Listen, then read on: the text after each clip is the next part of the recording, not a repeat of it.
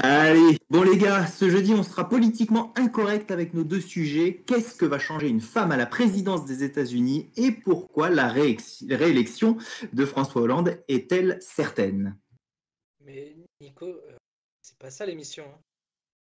D'ailleurs c'est bizarre parce que je reconnais pas le studio de Radio Rex, ça ne devrait pas être gênant, mais bon, quand même un peu.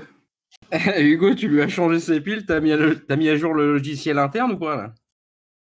Merde, on dirait qu'il est resté en 2016. Aussi on peut se demander si François Fillon est l'avenir de la droite. Oui, en effet, là, c'est... ouais. Bon, les gars, on a quand même les cartes en main, hein. L'ampoule n'a pas grillé, j'ai l'impression, mais il faut lui faire sa mise à jour et ça devrait aller.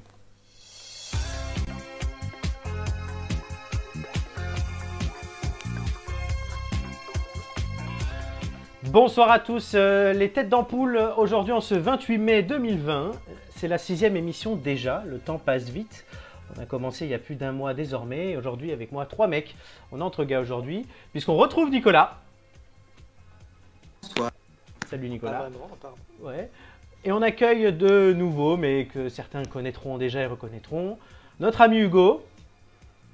Bonsoir Flo, bonsoir à tous. Et le séducteur de cette émission, c'est Marc. J'attendais la petite musique DSK, tu sais. Salut à tous. J'ai pas mis la musique DSK. Voilà, bon, début d'émission un peu poussif, Nico a raté le départ. Moi, au moment où je devais parler, j'avais pas allumé mon micro. C'était un peu con.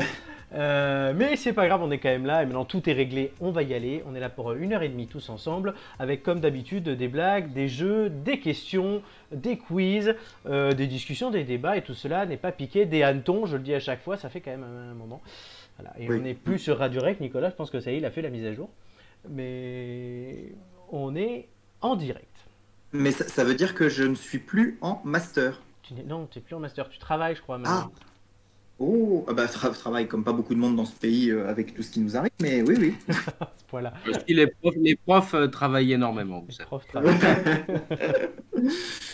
Les profs et les collabs au chômage. Vous êtes 10 ans, ça commence. On va se faire engueuler là, attention là. Par qui? Ah bah il y a Mélenchon qui va monter au créneau, on est foutu. Non, il y a Chloé qui nous dit salut sur le chat. Voilà, pour l'instant, c'est la Ah bah, seule salut personne. Chloé. Donc on s'est pas fait engueuler. Salut c'est déjà bien. Chloé. Voilà. On va tout de suite commencer avec le sondage de la semaine. Ça laissera le temps, comme d'habitude, aux gens d'arriver.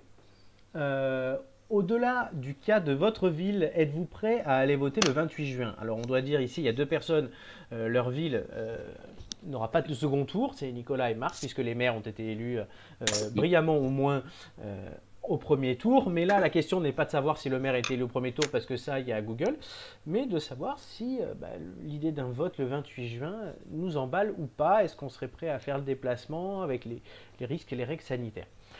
On va demander Hugo d'abord, puisque déjà Hugo il a un second tour. Et parce que j'en Moi j'ai un demander à second Hugo. tour. Ouais. Du coup, toi, est-ce que tu serais prêt à aller voter le 28 juin? Est-ce que ça te gêne pas? Alors si, ça me gêne, évidemment. Moi je trouve que c'est trop précoce. Alors là, il y a eu les annonces cet après-midi C'est vrai. d'Edouard Philippe sur déconfinement en phase 2, les restos qui vont ouvrir partiellement en terrasse, les parcs et jardins qui vont rouvrir dans les ex-zones rouges. Ouais. Mais bon, je trouve quand même qu'on est encore très dans l'état d'esprit, gestes barrières, lutte contre le virus. On a encore des gens qui meurent tous les jours, plusieurs dizaines de personnes qui meurent tous les jours du coronavirus. Donc, à mon avis, c'est trop tôt pour aller voter. Trop tôt. Donc pour toi, c'est est-ce que tu serais Après, prêt, oui ou non? Après moi, oui, pour voter, on nous Donc tu mets quand même oui à la sera question. organisé. J'irai, oui. Oui. Donc c'est un oui. C'est un oui mais. Nicolas. Eh ben, c'est assez marrant parce que je vais avoir le même cheminement qu'Hugo et du coup je vais peut-être pas le refaire parce que ça n'intéressera pas tout le monde. Mais effectivement, je trouve un peu compliqué cette organisation et je serais contre l'organisation même du scrutin. Mais ayant passé une journée complète, pour la petite histoire, en bureau de vote lors du 15 mars et ayant constaté que je n'ai pas attrapé le Covid et que si on porte un masque, ce qui n'était pas mon cas, je le précise, on peut faire attention et être préservé de tout ça. Oui, effectivement, j'irai voter. S'il s'agissait d'aller voter, il n'y a pas de souci, j'irai. Maintenant, l'organisation du scrutin même, voilà, je ne serais pas forcément favorable. Après, il faut bien organiser ces élections un jour et c'est pas plus dangereux d'aller voter que d'aller faire ses courses. Alors, c'est plus élémentaire et essentiel d'aller faire ses courses que d'aller voter, à part pour les puristes de la démocratie. Mais voilà, effectivement, bon, j'irais s'il fallait maintenant, pour répondre à la question, mais maintenant, l'organiser comme ça en pleine sortie de Covid, voilà, moi j'aurais dit, bon, bah, écoutez, pour les élections municipales, même si le mandat est très long, on l'a déjà fait, on le reporte jusqu'à 2021 et basta, quoi. Et on repart pour 6 ans après. D'accord. Alors sur le chat, on a déjà une première réponse, c'est non. Mm. Quelqu'un nous dit non. Après, on nous demande effectivement s'il n'y a pas fait un second tour dans sa ville ou pas. Mais la question, je répète, on la pose bien indépendamment qu'il y ait un second tour ou pas dans votre ville. C'est sur le fait d'aller voter. Voilà, si demain vous disiez pour voter même pour autre chose, le 28 juin, est-ce que vous le feriez? Donc, vous pouvez toujours répondre dans le chat. Mais là, c'est Marc d'abord qui va répondre. Oui, alors, bah, bon, évidemment, Marc qui va pas voter, c'est très intéressant. Oui, voilà, c'est un petit peu l'idée, mais aussi j'y vais, mais enfin, en votant d'une certaine façon, on va dire ça comme ça. Non, je suis un peu en rupture avec ce qui a été dit parce que je pense que avant tout, il faut avoir une lecture géographique, donc ça nous replonge en 2016, même avant. Mais je crois que la question primordiale, c'est effectivement la question des cartes, de la situation géographique, de la situation française et autres. On voit que moi, c'est vrai que dans le cas où je serais dans une ville avec une forte densité, avec effectivement des mouvements de population, avec des concentrations urbaines importantes, effectivement, j'irais voter hein, parce que je pense qu'aujourd'hui, on est sur une fin d'épidémie. Hugo a relevé les cas. Alors, il ne s'agit pas de les nier, évidemment, mais je crois qu'on est vraiment pour le moment sur une fin d'épidémie, même si je suis pas médecin. Donc, je régionalise. Dans les deux cas, j'irai voter, mais je comprends qu'il y ait plus d'appréhension dans le cadre de forte densité et dans le cas où il y a plus de brassage de population que dans un lieu relativement ouvert. C'était posé la question pour les plages, pour les parcs et jardins ailleurs. Donc, je pense que là, encore une fois, donc première chose, le fait géographique. Et deuxième chose, c'est justement parce qu'aujourd'hui, on a des bons réflexes qu'on n'avait pas avant, qu'il est d'autant plus judicieux, je crois, d'aller voter maintenant, ce qui éviterait effectivement de réorganiser autre chose et autres qui pourraient dénaturer le scrutin. Voilà. D'accord. Sur le Donc, chat, Est-ce que je peux rajouter vas-y, quelque chose? rajoute. On a un deuxième nom sur le chat. Donc, pour l'instant, ça fait 3-2. Alors, non, ce que je voulais rajouter, c'est une élection, c'est pas seulement le jour du vote. C'est aussi une campagne qui doit s'organiser une quinzaine de jours avant. C'est une campagne aussi qui va être complètement dénaturée. Alors, Christophe Castaner a commencé à esquisser la manière dont les campagnes allaient se passer dans les... je crois que c'est 5000 villes qui vont... C'est 5000 villes, exactement. Voilà, devoir élire leur maire pas exactement les maires, mais voilà, qui vont devoir leurs conseils municipaux. voter au second tour. Voilà, les conseils municipaux. Et du coup, c'est des campagnes qui vont beaucoup plus se passer sur les réseaux sociaux ou par du boitage, mais il y aura plus contact. Et du coup, c'est d'une certaine manière une prime au sortant qui est plus connu, qui a une plus grande notoriété. Et en ça, pour moi, c'est dommageable pour la démocratie parce que ça fausse le scrutin. Du coup, ouais, par contre, là, tu t'éloignes quand même de la question. La question était sur le fait d'aller voter ou non le 28 juin. Après, c'est sûr que oui. Par contre, oui. La réflexion que tu portes est intéressante vu que ça va obliger les gens qui travaillent là-dedans, et on ne fait pas de secret à nos auditeurs, et toi et moi travaillons dans ce domaine-là, ça va nous obliger à réinventer notre façon de travailler, notre façon de faire campagne. Certains font campagne de la même façon depuis 40 ou 50 ans. On a très peu changé de choses. Donc là, ouais, ça demande quelque chose à réinventer, mais au-delà du 28 juin, il y aura toute cette période avant. Mais les changements que ça va induire aujourd'hui dans la façon de faire campagne, je pense qu'ils resteront, ne serait-ce que déjà l'année prochaine, avec les prochaines échéances. Pour ma part, je rejoins plutôt Marc. Sur le cas, il y a deux choses. C'est d'abord le droit de vote en soi. Il y a plein de gens dans le monde qui ne l'ont pas. On a mis du temps à l'avoir, des conditions, etc. À part si on nous met un espèce de... S'il y a des risques extrêmes de mourir, moi j'irai. Moi j'y suis allé en mars, j'irai, ne serait-ce que pour ça. Je pense, comme tu disais, effectivement, les gestes sont maîtrisés. Effectivement, moi je suis le premier à vouloir retourner au resto. C'est con de dire on va au resto, mais on va pas voter. Donc rien qu'en ça, si on est logique, soit on fait tout, soit on fait rien. comme un argument qu'on a sorti en mars et que j'aurais très bien pu sortir aussi en mars, de dire on a fermé les restos, mais on est allé voter, c'est un peu bête. Mais il y a autant de risques partout et c'est à nous-mêmes aussi de savoir, et aux autorités ou aux restaurateurs, de faire en sorte que les consignes et les règles sanitaires soient respectées. De toute façon, c'est les paradoxes qui sont sortis de ce Covid-19. Au début, c'était inadmissible de priver les gens de liberté et de ne pas aller alors, travailler, mais c'était peut-être pas la première préoccupation des gens, bien que leur salaire pouvait être impacté. Ouais. Donc, bien sûr, ça venait.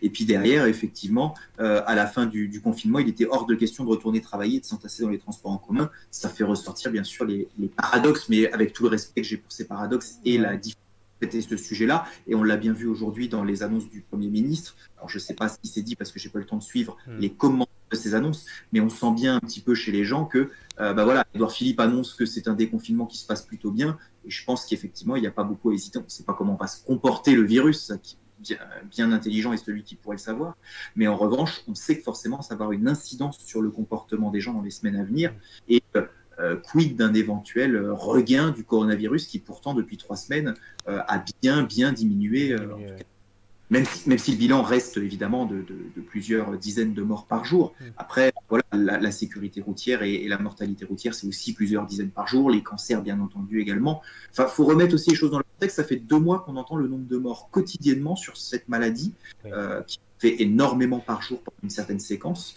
Ça reste dramatique et a priori elle n'est pas très sympathique à vivre quand on l'a bien, mais voilà, ça fait ressortir ces paradoxes, et le fait d'aller voter, qui pour certains est un événement évidemment important, et en tout cas pour ce qui fait notre société, c'est évidemment important d'aller voter et de renouveler ces conseils qui n'ont plus de légitimité aujourd'hui puisque leur mandat est arrivé à terme. D'un autre côté, effectivement, comme vous dites, aller manger au restaurant et ne pas aller voter à côté, c'est un autre paradoxe. Tout dépend là où on place le curseur. En tout cas, pour ce qui fait notre société française et notre démocratie, c'est éminemment important d'organiser ce deuxième tour. Après, à titre personnel, les gens, c'est pas leur priorité numéro 1 d'aller voter. Est-ce qu'on doit le regretter ou pas? Voilà, chacun a son idée, mais c'est une autre question qu'on peut se poser. Ce qui est intéressant, je voulais rajouter juste une chose, c'est que aujourd'hui, on est dans un phénomène qui était un phénomène vraiment collectif, c'est-à-dire que d'habitude, on a évidemment toujours des processus de loi qui sont faits, mais qui restent relativement couverts ou qui, du moins, font l'objet ou pas des journaux télévisés, des masses médias.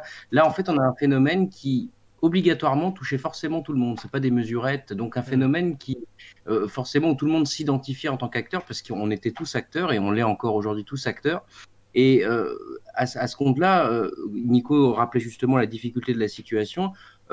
C'est une situation assez peut-être inédite, je crois, où on remarque que une décision est forcément contestable et contestée. Et si elle n'avait pas été prise, en fait, on lui aurait reproché de ne pas l'avoir prise. Dans les deux cas, c'était forcément ça. Après, se joue l'argument que Nico a évalué et que tu as soulevé aussi, Flo, qui est oui, mais si on fait ça, on devrait faire ça. Alors là, encore une fois, je suis assez d'accord. C'est vrai que c'est stupide de se dire pourquoi on pourra aller manger au restaurant et puis ne pas aller voter. La question, c'est de savoir est-ce qu'il y a des choses qui sont obligatoires ou non. Et à l'inverse, on peut reprendre l'argument en disant oui, mais est-ce que quelque part on peut faire une hiérarchisation? Bref, c'est-à-dire que c'est un problème qui est pour le coup très global, où tout le monde, où le collectif est touché, et avec cette peur aussi d'absence ou pas de liberté, ou de peur de mourir. Et c'est pour ça que même si toutes les décisions peuvent être contestées et sont contestables, on a une situation qui, franchement, j'aurais jamais aimé être à la place du gouvernement en crise. C'est extrêmement compliqué. Et dernier vote sur le chat, c'est Jean Janot qui nous dit non. Donc, on s'arrêtera là-dessus sur 4 voix de oui qui sont nous 4 et 3 voix, ce sont les 3 auditeurs qui ont voté. C'est extrêmement partagé et voilà. Mais c'est bien, c'est la démocratie. On est totalement démocrate ici, mais on va changer de sujet. On va passer à quelque chose de complètement différent, et les auditeurs aussi peuvent jouer avec nous. C'est une émission très démocrate grâce à ces chats qui vous permettent de réagir en direct avec une question tout de suite. Je rappelle le principe, parce que Hugo et Marc sont peut-être un peu rouillés depuis les quelques années qu'ils faisaient ça avec moi. Nico l'a fait plus récemment, lui. Les questions vous permettent de gagner des indices qui, à la fin, vous permettent de trouver une personne mystère cachée dans l'ombre que vous allez devoir faire passer de l'ombre à la lumière. Et donc, vous avez un chrono qui se déclenchera à la fin de ma question. Et on va changer de sujet. S'il y a bien une situation dans laquelle on réagit tous à notre façon, c'est bien les ruptures amoureuses. On part là en Chine, dans la province du Shandong. Une jeune femme a très mal vécu le fait de s'être fait larguer à quelques jours de la Saint-Valentin et elle s'est vengée là ces derniers jours.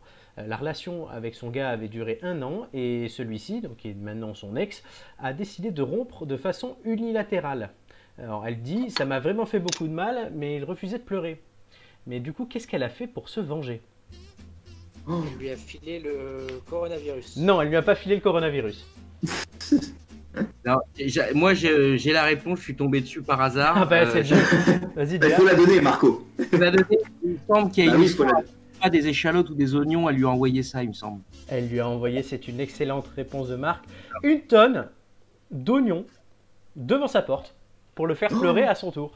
Elle a acheté en ligne, donc les bulbes, ces bulbes ils sont connus pour leur pouvoir irritant, on le sait, elle les a achetés en ligne, elle les a fait livrer chez son ex et elle avait ordonné au livreur d'empiler les oignons devant la porte de l'appart et de partir discrètement sans sonner, comme ça le mec quand il ouvre sa porte, il avait ses putains d'oignons. Tonne d'oignons. Ouais, donc elle explique, j'ai pleuré pendant 3 jours et maintenant c'est à ton tour. C'est ce qu'elle a écrit dans une note qui était posée sur les oignons. La vengeance a en tout cas laissé des traces dans le voisinage. Une voisine a dit, je ne sais pas si son petit copain a pleuré ou pas, mais moi je suis choquée. Tout le quartier est désormais envahi par l'odeur pestilentielle des oignons en train de pourrir. C'est bien dégueulasse. Donc, oui. Jean Janot avait la bonne réponse aussi sur le chat et Marc évidemment. Le chat. Voilà, les ruptures amoureuses, c'est vrai qu'on est quand même tous pas très égaux face à ça. Je sais pas ce que vous en pensez. Il aurait pu faire des bonnes soupes à l'oignon ou des tartes à l'oignon. Il y a 1 tonne de soupe à l'oignon. Ouais, mais enfin, une tonne. Oh, Ouais, une grosse. on peut innover, tu sais, j'ai découvert assez récemment, je partage cette expérience culinaire si je peux me permettre. J'ai goûté très récemment les œufs de 100 ans. Est-ce que vous savez ce que c'est que c'est les œufs là qui ont l'air pourris. Voilà, qui Ouais. sentent le soufre, qui sont effectivement et qui sont laissés dans une situation de fermentation et tout en Chine. Donc c'est laissé 2 semaines. Et alors l'anecdote, bon, je vais un peu faire mon Proust. Il avait une formule que j'aime bien. Il disait, vous savez, comment on appelle ceux qui apprennent une chose la veille et qui la récitent le lendemain tout le temps, les savants de la veille. Donc je vais le faire parce que j'ai cherché. Ouais. Effectivement, c'est une histoire un petit peu coloniale où en fait on s'est rendu compte que tout le monde pensait que c'était des œufs pourris et l'expression venait du fait de dire voilà, ces œufs on s'entend. Et non, c'est un processus voilà, qui dure 2 à 3 semaines où effectivement on les laisse fermenter et ça donne. Et ils sont enfermés dans une coque particulière, enfin dans des produits particuliers, ce qui donne cette couleur-là. Et j'ai goûté Alors, et je dirais que la céramique s'en souvient. Voilà. Pour être, voilà, je voulais soumettre et faire rire éventuellement les gens. Notre ami Marco et la gerboulade. Voilà, c'était une expérience, voilà, parmi d'autres. Ah d'accord. Ouais. Nico. Mais est-ce que tu es resté 2 ou 3 semaines aux toilettes ou pas? Ça a été expéditif, vraiment. C'est-à-dire que d'un seul coup, c'est arrivé. Tu sais, on se croirait un petit peu dans le sketch de Coluche avec les dragées Fuka. Ouais. Voilà. Donc, bon, faut pas être loin de faut être chez soi, quoi. Après, ou alors pas. Est-ce que quand tu montres une soupe à l'oignon à un Chinois, il n'a pas la même réaction? Ah, peut-être. Bah, faudrait poser la question au médecin. Je ne sais pas. Peut-être que c'est possible. En tout cas, il y a des exemples qui étaient sur le fromage, il me semble, où là, effectivement, les Asiatiques, parce que je ne sais pas si c'était les Chinois, avaient devant l'odeur et le visu du Roquefort, avaient quelque peu. Comment dirais-je, tu peux le dire. Ils avaient eu la gerbe. Ah oui, donc effectivement, les us et les coutumes, toujours quelque chose. Et voilà, c'est une construction sociale, comme dirait Elias. Angie nous dit, Rose, c'est parce que tu n'as pas goûté ça avec une bonne sauce soja. Ah bah j'avoue les j'aurais dû moi je ne suis pas totalitaire, je veux bien réessayer éventuellement. Je prends l'invitation. Enfin, voilà, donc cette invitation, on fera une soirée tête d'ampoule puisque J est une de nos têtes d'ampoule et on fera une soirée donc fromage versus œufs de 100 ans. Alors du coup les gars, vous avez gagné 2 indices puisque vous avez l'indice gratuit. Eh oui. Parce qu'on met quand même un indice gratuit et vous venez de gagner grâce à Marc un 2e indice. Je suppose que vous voulez les écouter, les faire écouter, pardon. Les faire écouter. Ouais, les faire écouter et les faire écouter à nos auditeurs.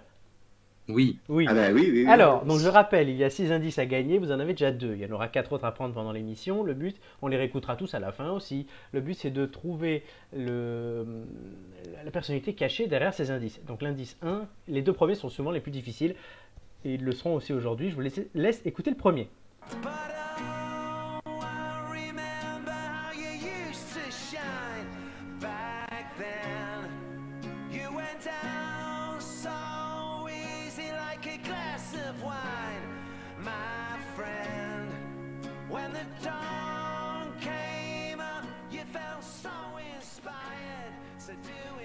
Est-ce que vous reconnaissez cette chanson?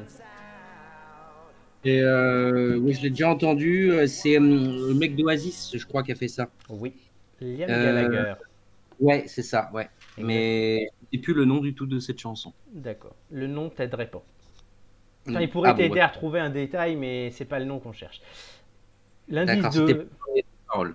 Ouais. Non, c'est pas les paroles non plus. Vous verrez. D'accord. L'indice 2.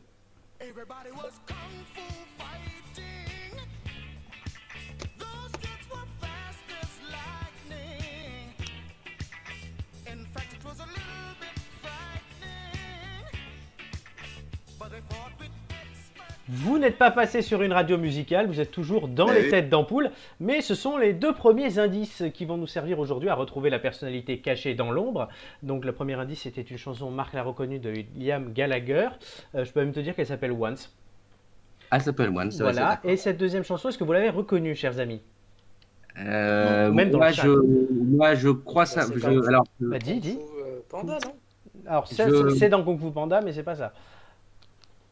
Non, c'est je sais plus. C'est un artiste. Je sais pas si c'est afro-américain ou jamaïcain. Oui. Je sais plus comment il s'appelle. Je vais te dire, c'est Carl Douglas. Voilà, c'est ça, exactement. C'est Carl Douglas, ouais, exactement. Mais si je te le dis, tu doutes que ça t'aidera pas. D'accord, bon bah alors du coup, je ne sais pas. Carl Douglas, la chanson, vous l'avez reconnue, c'est Kung Fu Fighting. Ah. Voilà, donc voilà, ce sont les 2 premiers indices, et là vous allez tout de suite essayer d'en gagner un autre avec les musiques de l'actu. Tout de suite. Donc les musiques de l'actu, c'est quoi? On passe un extrait, un peu comme on vient de passer là des indices, mais là ce sont des extraits. Il faut retrouver non pas pas un blind test, non pas le chanteur et tout, mais l'actualité récente qui est liée à ça. D'accord. Donc voilà. Donc la première musique, le premier son que je vous passe est le suivant.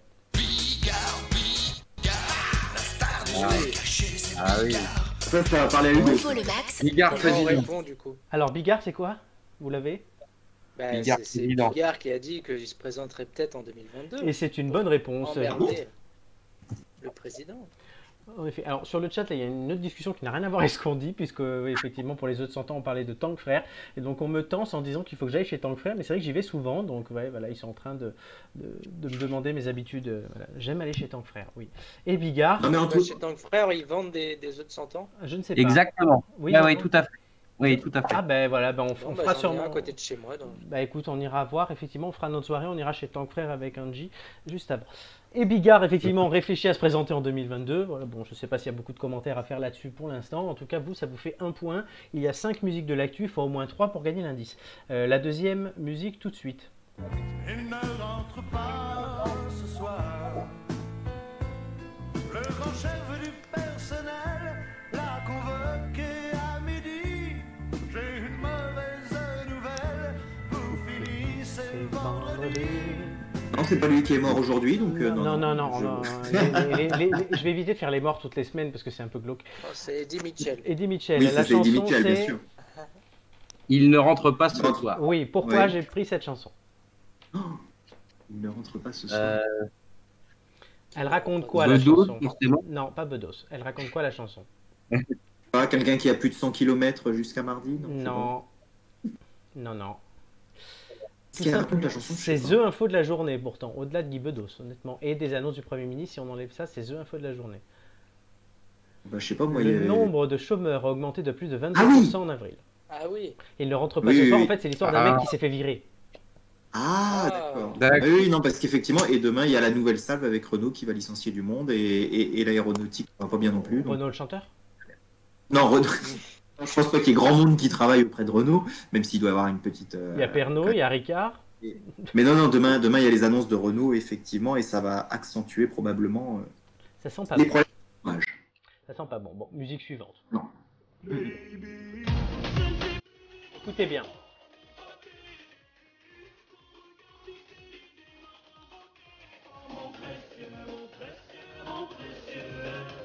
Ah oui, TF1, non? C'est bon. c'est TF1 qui va passer le Seigneur des Anneaux. Non. Ouais. Alors pourquoi Non. Ah, mon précieux, ça aurait pu faire ça, oui, non. Bah Mais oui, mais c'est oui, pas oui. ça. Il fallait bien écouter toutes les paroles, je vous la remets. Oui, mais enfin, voilà. Écoutez.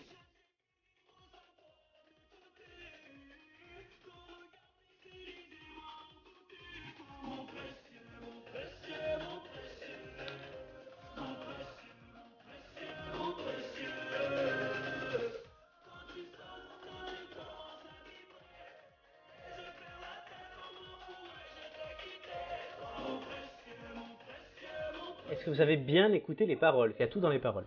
De quoi il Oui parle? et non, parce que c'est quand même soprano, donc pour comprendre, Oui. faut y... Ah non, non, c'est clair. Ça a été, ils ont trouvé sur le chat. Ils parlent de son Ah bon. téléphone, mais enfin, ils n'ont pas Oui, trouvé la sur réponse. l'application Covid-19, non? Non, Covid, non? Je sais pas. non. Alors, Julien a aussi pensé au Seigneur des Anneaux, mais non. Faute de pouvoir sortir, les Français ont beaucoup plus utilisé leur smartphone Ah, qu'en leur temps normal téléphone. pendant le confinement. Ah, C'est plus 25%.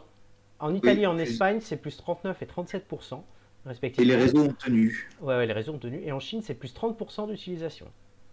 Mmh. Donc vous l'avez pas. Sachant qu'on va quand même du plus facile au plus difficile, là, les deux derniers, il va falloir vous bouger. Ouais, mais on fait exprès pour mettre un peu de suspense dans l'émission. Je vois ça, ben, quatrième musique. Si t'es champion, Ah, ça c'est sûr. appuie, chauffeur. C'est moi. Si t'es champion, appuie sur Ah, l'augmentation des vitesses sur la route, non, pendant le confinement? C'est un fait divers qui est sorti ces Ah. derniers jours. Pardon. Je vais recentrer un ah peu. c'est Bourdin. Oui, Bourdin. Avec cette vitesse de Bourdin. Excès de vitesse Ah, de je l'ai pas Bourdin. vu. Alors, on nous précise, ouais, Jean Janot nous dit 15 000 personnes devraient être licenciées demain dans le monde par Renault, dont 5 000 en France. C'est ça. Mais juste un truc, Oui. la rubrique l'actu en musique. Oui. À quel moment Jean-Jacques Bourdin fait-il l'actu? Eh ben, parce qu'il a roulé ce week-end au volant d'une Audi A6 limousine. Il a été contrôlé à C'est la chute, 186 km/h sur l'A75 au niveau de Saint-Flour, où la vitesse est limitée à 130. Son véhicule a été immobilisé et il a été sanctionné d'une rétention administrative du permis de conduire. De plus, il n'a Eh pas ben. respecté la limite des 100 km liée au déconfinement et il a pris pour ça une amende de 135 €. Bah, tu Bien m'étonnes, fait en pour plus, Jean-Jacques Ah oui. Bourdin, le donneur de leçons. Comment? Non, mais il y a un truc que je Il il y a a un truc. nié le deuxième. Il y a, il y a- il y a un truc que je comprends pas, oui, parce que normalement les journalistes ont une carte qui leur permet d'aller absolument n'importe où, je crois, sans que les policiers puissent leur demander où ils vont d'ailleurs. Alors, Ah.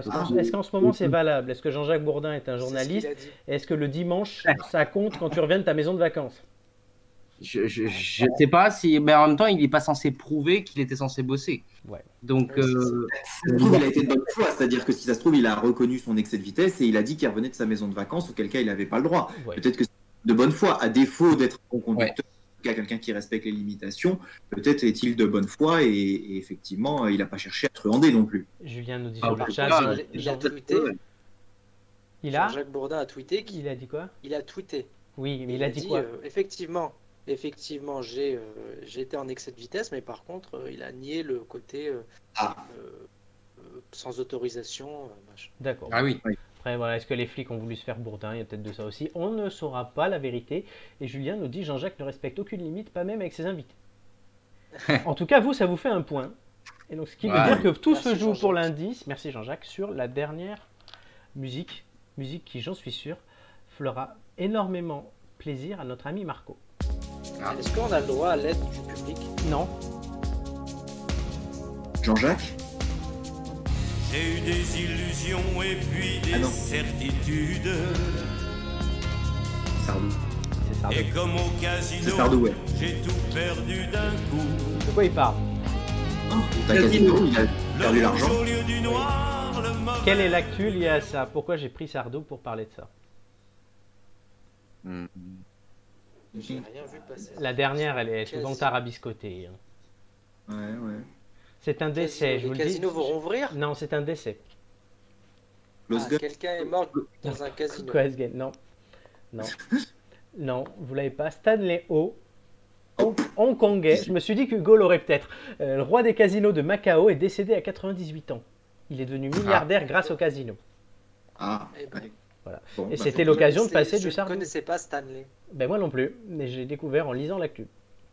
Et Ah. ouais, ça m'arrive des fois. Et voilà. Et je me suis dit, c'était l'occasion de passer cette magnifique chanson de Michel pour Marco. Exactement. Voilà.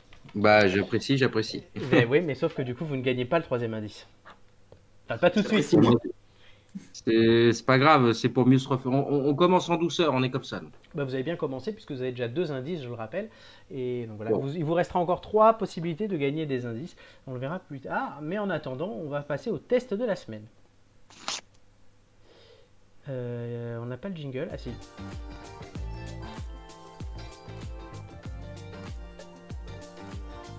On me demande de mettre un jingle l'avis du public, mais je suis pas d'accord.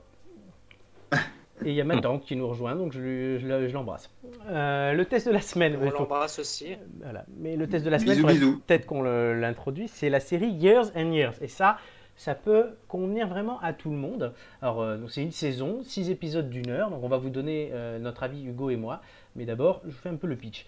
Donc, il n'y aura pas de saison 2. Par contre, pour des raisons artistiques, le créateur estime avoir terminé l'histoire là. Donc, une saison, 6 épisodes d'1 heure. La série met en vedette Emma Thompson, super casting d'ailleurs, je vous le dis, dans le rôle de Vivienne Rook, qui va vite devenir une femme importante dans la politique à travers les années en Grande-Bretagne. Ses opinions controversées diviseront la nation entière, ainsi que la très diverse famille des Lyons.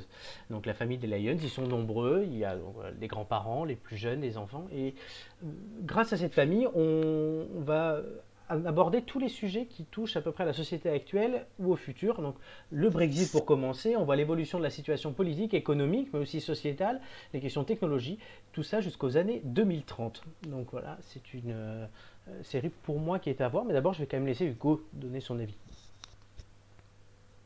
Moi, déjà, je vais remercier le confinement. Oui. Parce que en temps normal, je ne regarde pas beaucoup de séries. Plus cinéphile que sériephile. Ouais. Et le confinement m'a permis de regarder quelques séries, dont celle-ci, qui est, comme tu l'as dit, une excellente série concentrée en 6 épisodes. Et c'est une série comme je l'aime, parce qu'elle parle de choses, de sujets importants, de sujets de société. Elle parle d'immigration, elle parle de l'évolution technologique et un peu à l'image d'ailleurs d'une autre série britannique, Black Mirror. Oui, Black Mirror. Elle parle de sujets géopolitiques, elle parle de l'évolution politique que pourrait connaître la Grande-Bretagne après le Brexit, avec une Vivienne Rook qui, je sais pas, est à mi-chemin entre Beppe Grillo et Donald Trump, avec un côté féminin évidemment. Voilà, on a tous ça brasse toutes ces thématiques-là, voilà, encore une fois sur un format très compact, et ça permet d'aller à l'essentiel, c'est ça que j'aime. Effectivement, ouais, 6 épisodes d'1 heure, et pourtant le nombre de sujets quand même qui sont traités est impressionnant. On voit Vivienne Rook, là on voit sur l'extrait qui est diffusé, c'est du populisme, ce qu'on va appeler du populisme, clairement, avec une personnalité qui a un certain franc-parler. On traite aussi, là on le voit dans l'extrait, question des migrants, la question de l'homosexualité, la question effectivement économique vis-à-vis, jusqu'où on doit aller pour faire manger ses enfants notamment, la question de la technologie comme je l'ai dit tout à l'heure. Ça brasse beaucoup de sujets qui vont convenir à toutes les générations. On le voit dans les personnages, cette famille des Lyons, où il y a effectivement le petit-fils qui est homosexuel, sa sœur qui est une rebelle, on va dire, d'ultra-gauche. On a aussi un couple mixte, donc une black avec un blanc, qui avec leurs enfants et avec les questions des technologies. On a aussi il y a de l'adoption, je crois, dedans aussi, le vote. Évidemment, Oui, c'est ça. le fait de perdre son travail, jusqu'où aller pour protéger son travail, ses intérêts. La grand-mère qui joue un rôle très important aussi, donc, qui a 80 balais, qui on peut se dire elle a vu beaucoup de choses dans sa vie, mais qui en voit encore. Pour moi, c'est une série. Alors, c'est pas une série drôle, hein. On se bidonne pas devant, contrairement aux séries dont on a parlé la semaine dernière encore, ou celles dont on parlera la semaine prochaine. Mais donc c'est pas quelque chose de drôle, mais ça fait réfléchir. Je pense que ça peut faire réfléchir tout le monde. Nous, on va nous dire oui, mais vous, par rapport à votre boulot et tout, c'est logique que vous y réfléchissiez. Non, vraiment, c'est quelque chose qui peut faire réfléchir tout le monde à des sujets qui nous concernent tous. La question de la technologie et ce qu'on appelle le transhumanisme, donc c'est savoir si la technologie vient, si on commence à s'implanter de la technologie sur les corps humains, ça concerne tout le monde. Si demain on implante des clés USB dans les doigts, ça sera ouvert à tout le monde. Donc pour ça, vraiment, je conseille cette série. qui est en plus très bien écrite. Enfin, c'est HBO qui la envoie, HBO qui la diffuse aux États-Unis, mais sinon c'est une série anglaise. Et les Anglais savent faire de bonnes séries. On se rappelle de Sherlock, par exemple. Hugo, est-ce qu'il y a un point saillant? Absolument. Ouais. Est-ce que tu as un Non, point? moi, ce que j'aime beaucoup, c'est qu'on voit aussi l'évolution. Tu l'as dit, ça se passe sur une quinzaine d'années, Ouais. et tu vois en fait les conséquences de ce qu'on esquisse aujourd'hui avec Trump, avec le populisme de manière générale. Voilà, comment ça monte progressivement et les conséquences que ça peut avoir. L'autre côté du miroir aussi, d'une certaine manière, parce que tu as un nombre de points de vue impressionnant avec cette famille ça reste une famille, mais c'est un nombre de profils importants avec voilà, chacun son parcours, chacun son opinion. C'est une famille, mais c'est voilà, tu l'as dit, à la fois des petits bourgeois, un côté plus populaire, des gens qui sont touchés par la crise aussi, donc dégringolent dans La société, ouais. d'un point de vue social, voilà, dans la société, et qui sont aussi, pour certains, contraints à au nouveau visage du travail, à l'ubérisation, enfin, je sais pas comment on peut Ouais, appeler ça, mais là on grossièrement, voyait les drones, l'ubérisation. on voyait les drones qui livrent des colis, par exemple aussi. Enfin, voilà, Voilà. il y a de tout. C'est un film qui est engagé, on peut dire? Enfin, une série qui est engagée ou pas politiquement ou pas du tout? Moi, je dirais non. Enfin, c'est engagé, mais pas politiquement. Je pense que tu n'arriveras pas à reconnaître l'avis ni du créateur ni des acteurs, mais il y a un vrai engagement dans attention les gars. C'est pour ça pour moi que ça parle à tout le monde et non pas, j'irai même plus loin que le côté politique, c'est que ça parle à tout le monde et que la question c'est vers quoi pouvons-nous aller? Alors évidemment c'est un scénario plutôt catastrophe, vous l'aurez compris, mais c'est vers quoi les évolutions actuelles de notre société, que ce soit les réseaux sociaux, la politique, nos façons de vivre ensemble, vers quoi ça peut, l'économie, vers quoi ça peut nous amener, quels sont les dangers que ça pourrait amener. C'est un Moi, je scénario. ne suis pas tout à fait d'accord avec Ouais. toi. Je pense que c'est quand même connoté politiquement, dans la mesure où ça décrit aussi les errements du populisme. C'est un gros mot, le populisme. Et voilà, tout ce que. Mais ça dénonce aussi les errements de la technophilie à outrance. Voilà, ça dénonce beaucoup de choses, mais voilà, il y a quand même un fil rouge de dénonciation. Ça dénonce beaucoup de choses. Tu vois, un Trumpiste s'y retrouvera pas forcément. Après, vraiment, ça dépend des sujets, moi, je pense. Les sujets, par exemple, sur la technologie, je pense qu'ils pourraient très bien s'y retrouver. Quand il y a une partie d'un épisode, effectivement, sur la technologie, on a des choses sur les migrants, et c'est là où, en fait, on dévoile un large spectre des sujets, et notamment du politique. Donc, c'est pour ça qu'il n'y a pas une seule doctrine là-dedans. C'est que sur tous les sujets, ça explore même plusieurs avis grâce aux personnages. Donc oui, là, ça c'est super intéressant. Moi qui suis très sensible aux trucs qui sont engagés ou non, là je n'ai pas trouvé ça trop engagé. Par contre, je trouvais ça qu'il y avait une réflexion pluraliste, vraiment. C'est là non, pour le coup, avec tous les personnages qui sont mis en scène, tu as une large représentation des avis et de la société. Effectivement. Et pour ça, c'est brillant. Exactement. Alors, je pense que Hugo et moi, on vous conseille cette série, non? Absolument. Absolument. Donc, c'est un grand oui pour nous. Years and Years. Donc, vous pouvez le trouver en France sur MyCanal ou sur tous les sites qui ne sont pas très légaux. Dans la suite de l'émission, bah ouais, non mais on peut le dire.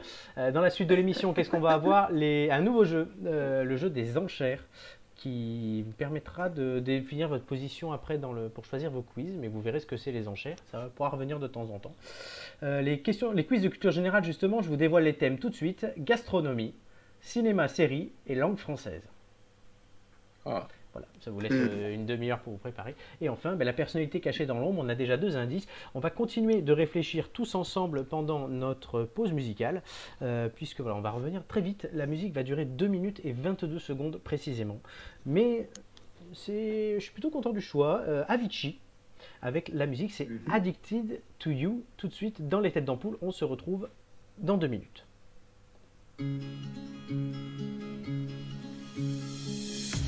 Don't know just how it happened. I let down my guard.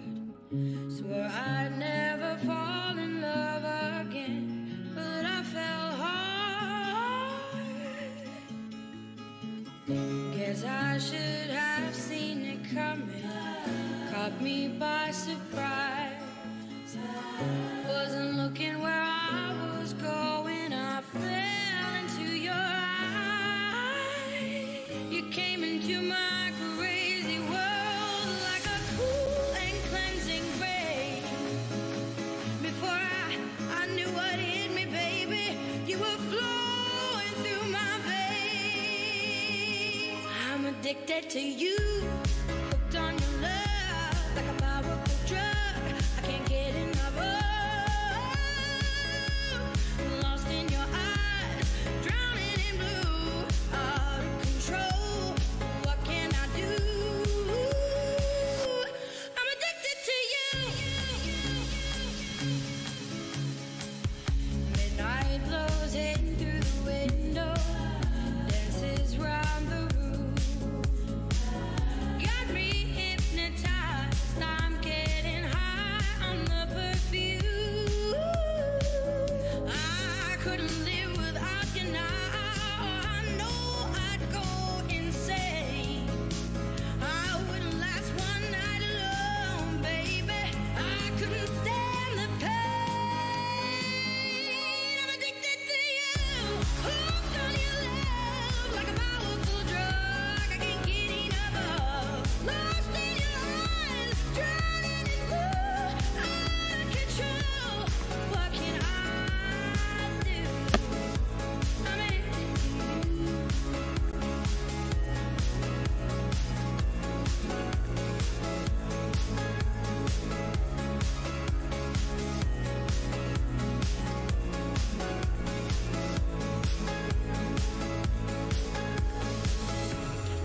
C'était Avicii dans les têtes d'ampoule. On revient, on est toujours avec Hugo, qui est là, Oui, je Nico, suis là. Oui, je suis là. Marco. Toujours là. Il est revenu à temps. Pour tout dire, il était aux toilettes. Et comme la musique Oh là là. est très courte, Il est allé voir comment se portaient les oignons. Non, les contents. alors, on t'entend un peu étouffé, mais on t'entend. Ah, pardon. Ah, c'est mieux. Là, je suis mieux, là. Parfait. Et j'espère que tu es prêt, puisqu'il y a une autre question. Il y a encore un indice Ah, à non. gagner. Ah, Ça alors là, te- je suis... Ça devait se passer hier.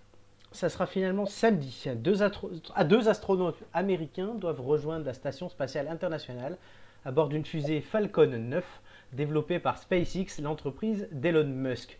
Il s'agit d'un retour en grâce des Américains dans le domaine spatial qui ont arrêté leur programme officiel de navette Atlantis en 2011. La conquête spatiale, on le sait grâce à nos cours d'histoire, a battu son plein dans les années 1960 lors de l'opposition entre les États-Unis et l'URSS. Le pilotage exécutif du programme spatial américain était alors confié à un ingénieur qui s'appelait Werner von Braun. Mais quelle était sa particularité? Il était borgne. Non, Il était russe. non, il était allemand. Ah, bah, oui. Ouais, non. Sa particularité, l'ingénieur. Et Il ils avait ont... jamais Ah, il été- n'était pas. Parce- Vas-y, pardon. Vas-y. Non, j'ai rien.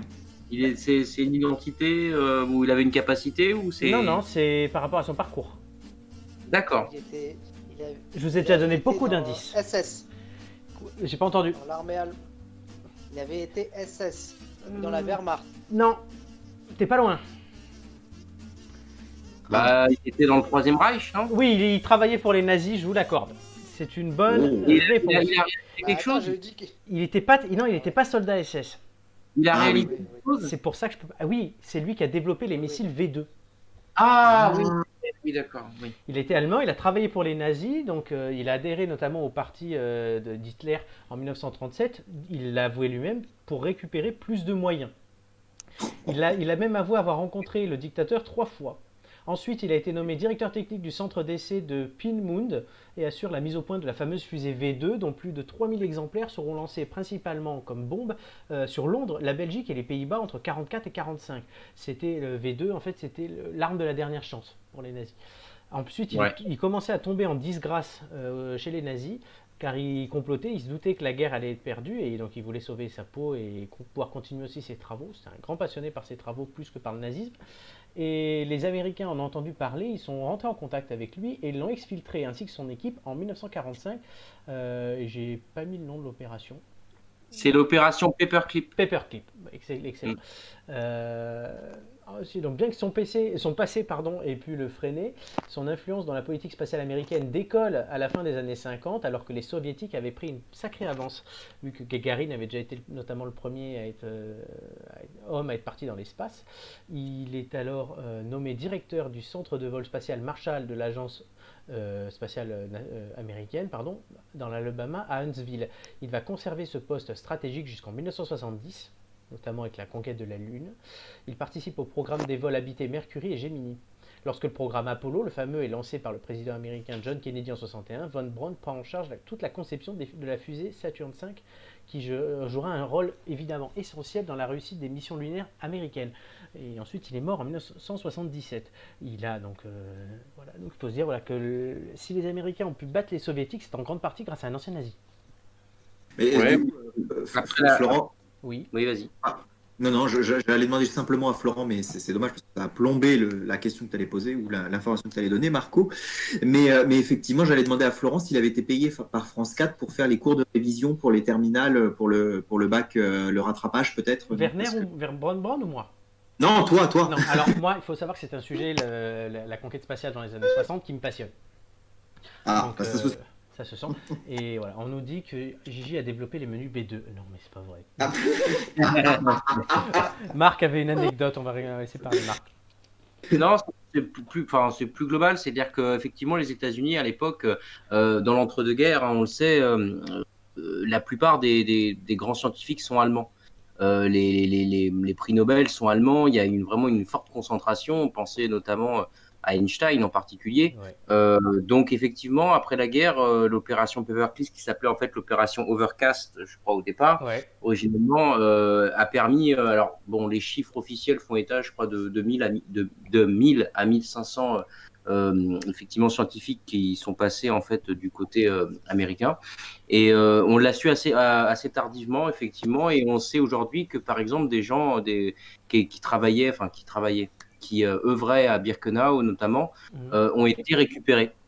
C'est notamment pour leurs recherches que vous savez dans ces camps, ils faisaient des études sur la résistance du corps humain, la résistance au sel des reins. Ils faisaient effectivement, ils donnaient aux juifs de l'eau salée pour voir combien de temps ils pouvaient résister. Ils faisaient des opérations et ça a été très bien raconté, alors par plusieurs historiens, mais pour le grand public, je pense que ça peut être intéressant. C'est le bouquin de Michel Simès sur cette question, que je crois que s'appelle Hippocrate aux enfers, que j'avais lu il y a un petit moment et qui est historiquement très judicieux et malgré les faits racontés, très agréable à lire. Voilà, je clôt la parenthèse. D'ailleurs, ce qu'il faut dire, c'est que les Soviétiques aussi ont essayé de récupérer d'anciens nazis, dont Von Braun, et Von Braun a préféré aller avec les Américains parce que Tout son à fait. père était un farouche anticommuniste. Exactement. Donc, voilà, effectivement, oui, les nazis étaient très forts en sciences à cette époque-là. Ils mettaient beaucoup de moyens, on va dire. Les Allemands étaient forts, on va dire. Non, mais oui, les Allemands, Bon, plus que les nazis, pardon, tu fais bien de me reprendre. Et d'ailleurs, au départ, comme je l'ai dit, certains Américains dans les armées, se méfiaient de lui, ce qui fait que les premiers programmes spatiaux, au lieu d'être développés par l'armée de l'air, étaient développés, ou l'armée de l'air dans laquelle Von Braun avait été récupéré, du coup, c'est la marine qui a obtenu les autorisations de développer les premiers programmes spatiaux, et ce sont eux qui se sont fait donc largement dépasser par les Américains. Et c'est là où Eisenhower, juste avant de quitter le pouvoir, a dit stop, maintenant on réunit tout le monde. La marine, ça n'a rien à voir avec son père Jean-Marie. Non, n'est-ce pas? D'accord. Pas du tout. Non, la marine de Navy. Voilà. Les Marines. Vous avez gagné un indice, les gars. Oh. Ah, Le troisième. On peut en profiter. Ben oui. Hugo, on me dit qu'on nous entend pas très bien. Donc moi, je sais que je peux monter mon son. Hugo, il faudrait que tu puisses un peu monter le tien. Faut que je parle comme ça, c'est ça? Un peu plus fort, ouais. Hop, moi, je me monte aussi un peu. Vous m'excuserez, voilà, je peux pas aller plus loin. c'est réglable de. Moi, c'est bon, tout le monde m'entend ou... Nico et toi, Ah pas oui. de souci. C'est ce D'accord. qu'on me dit là par message. Indice numéro 3.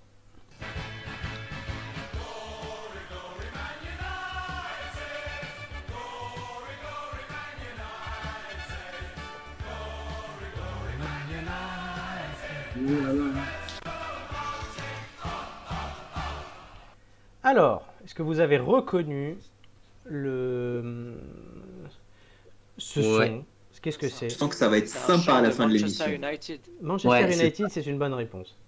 Ouais. Donc voilà, donc l'indice numéro 3, Manchester United. Les deux premiers indices, vous en rappelez? Oui, il y avait Rory Gallagher, Carl Douglas, Ouais, et, Kung Fu et- Fighting et Once. c'est ça. Pour l'instant, vous n'avez que ça. Si dans le chat vous avez trouvé, n'hésitez pas à nous le dire ou à proposer des idées. En attendant, il reste encore 2 possibilités de gagner des indices. Mais on va faire une pause dans notre jeu d'indices, puisque d'abord vous allez vous battre, entre guillemets, pour savoir qui choisira son quiz en premier. Et comme on sait qu'on va avoir des thèmes gastronomie, cinéma-série, puis langue française, c'est mieux d'être premier pour avoir le choix. Je ne sais pas si vous êtes d'accord. Donc, Très bien. on va faire un jeu qui s'appelle les enchères. Donc, les enchères, c'est quoi? Comme un truc d'enchères, je vais vous donner un thème, je vais vous dire combien il y a de réponses possibles, et c'est vous allez chacun dire, moi je peux en citer tant, moi je peux en citer tant, et surenchérir les uns sur les autres, jusqu'à un moment où deux d'entre vous vont dire je lâche. Et dans ce cas-là, la personne qui a proposé cette enchère doit s'exécuter. Et si on, comment dirais-je, si on ne lâche pas et qu'on est le dernier et qu'on se gourre. Contient Ah, pas. si tu te gourres, tu es éliminé. D'accord.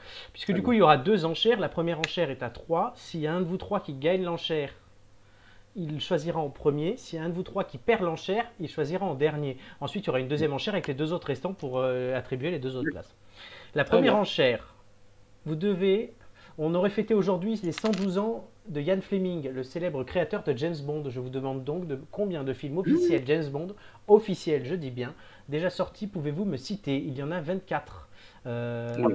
Nico, combien tu peux en citer? 4. 4. Est-ce que Et quelqu'un encore. dit plus? Marc. Oui, 5 sans problème, je pense. Marc, 5. Hugo. Tu surenchéris ou tu Six. laisses? 6. Nico. Oh non, non, bah, de toute façon, non. Tu abandonnes? Ah oui. Il donne sa langue au chat. On est toujours... Marc, Hugo a dit 6. Je compte. C'est mieux de compter. 7, ouais, 7, oui, 7, c'est bon. 7 à ma gauche. Hugo, Moi, je laisse.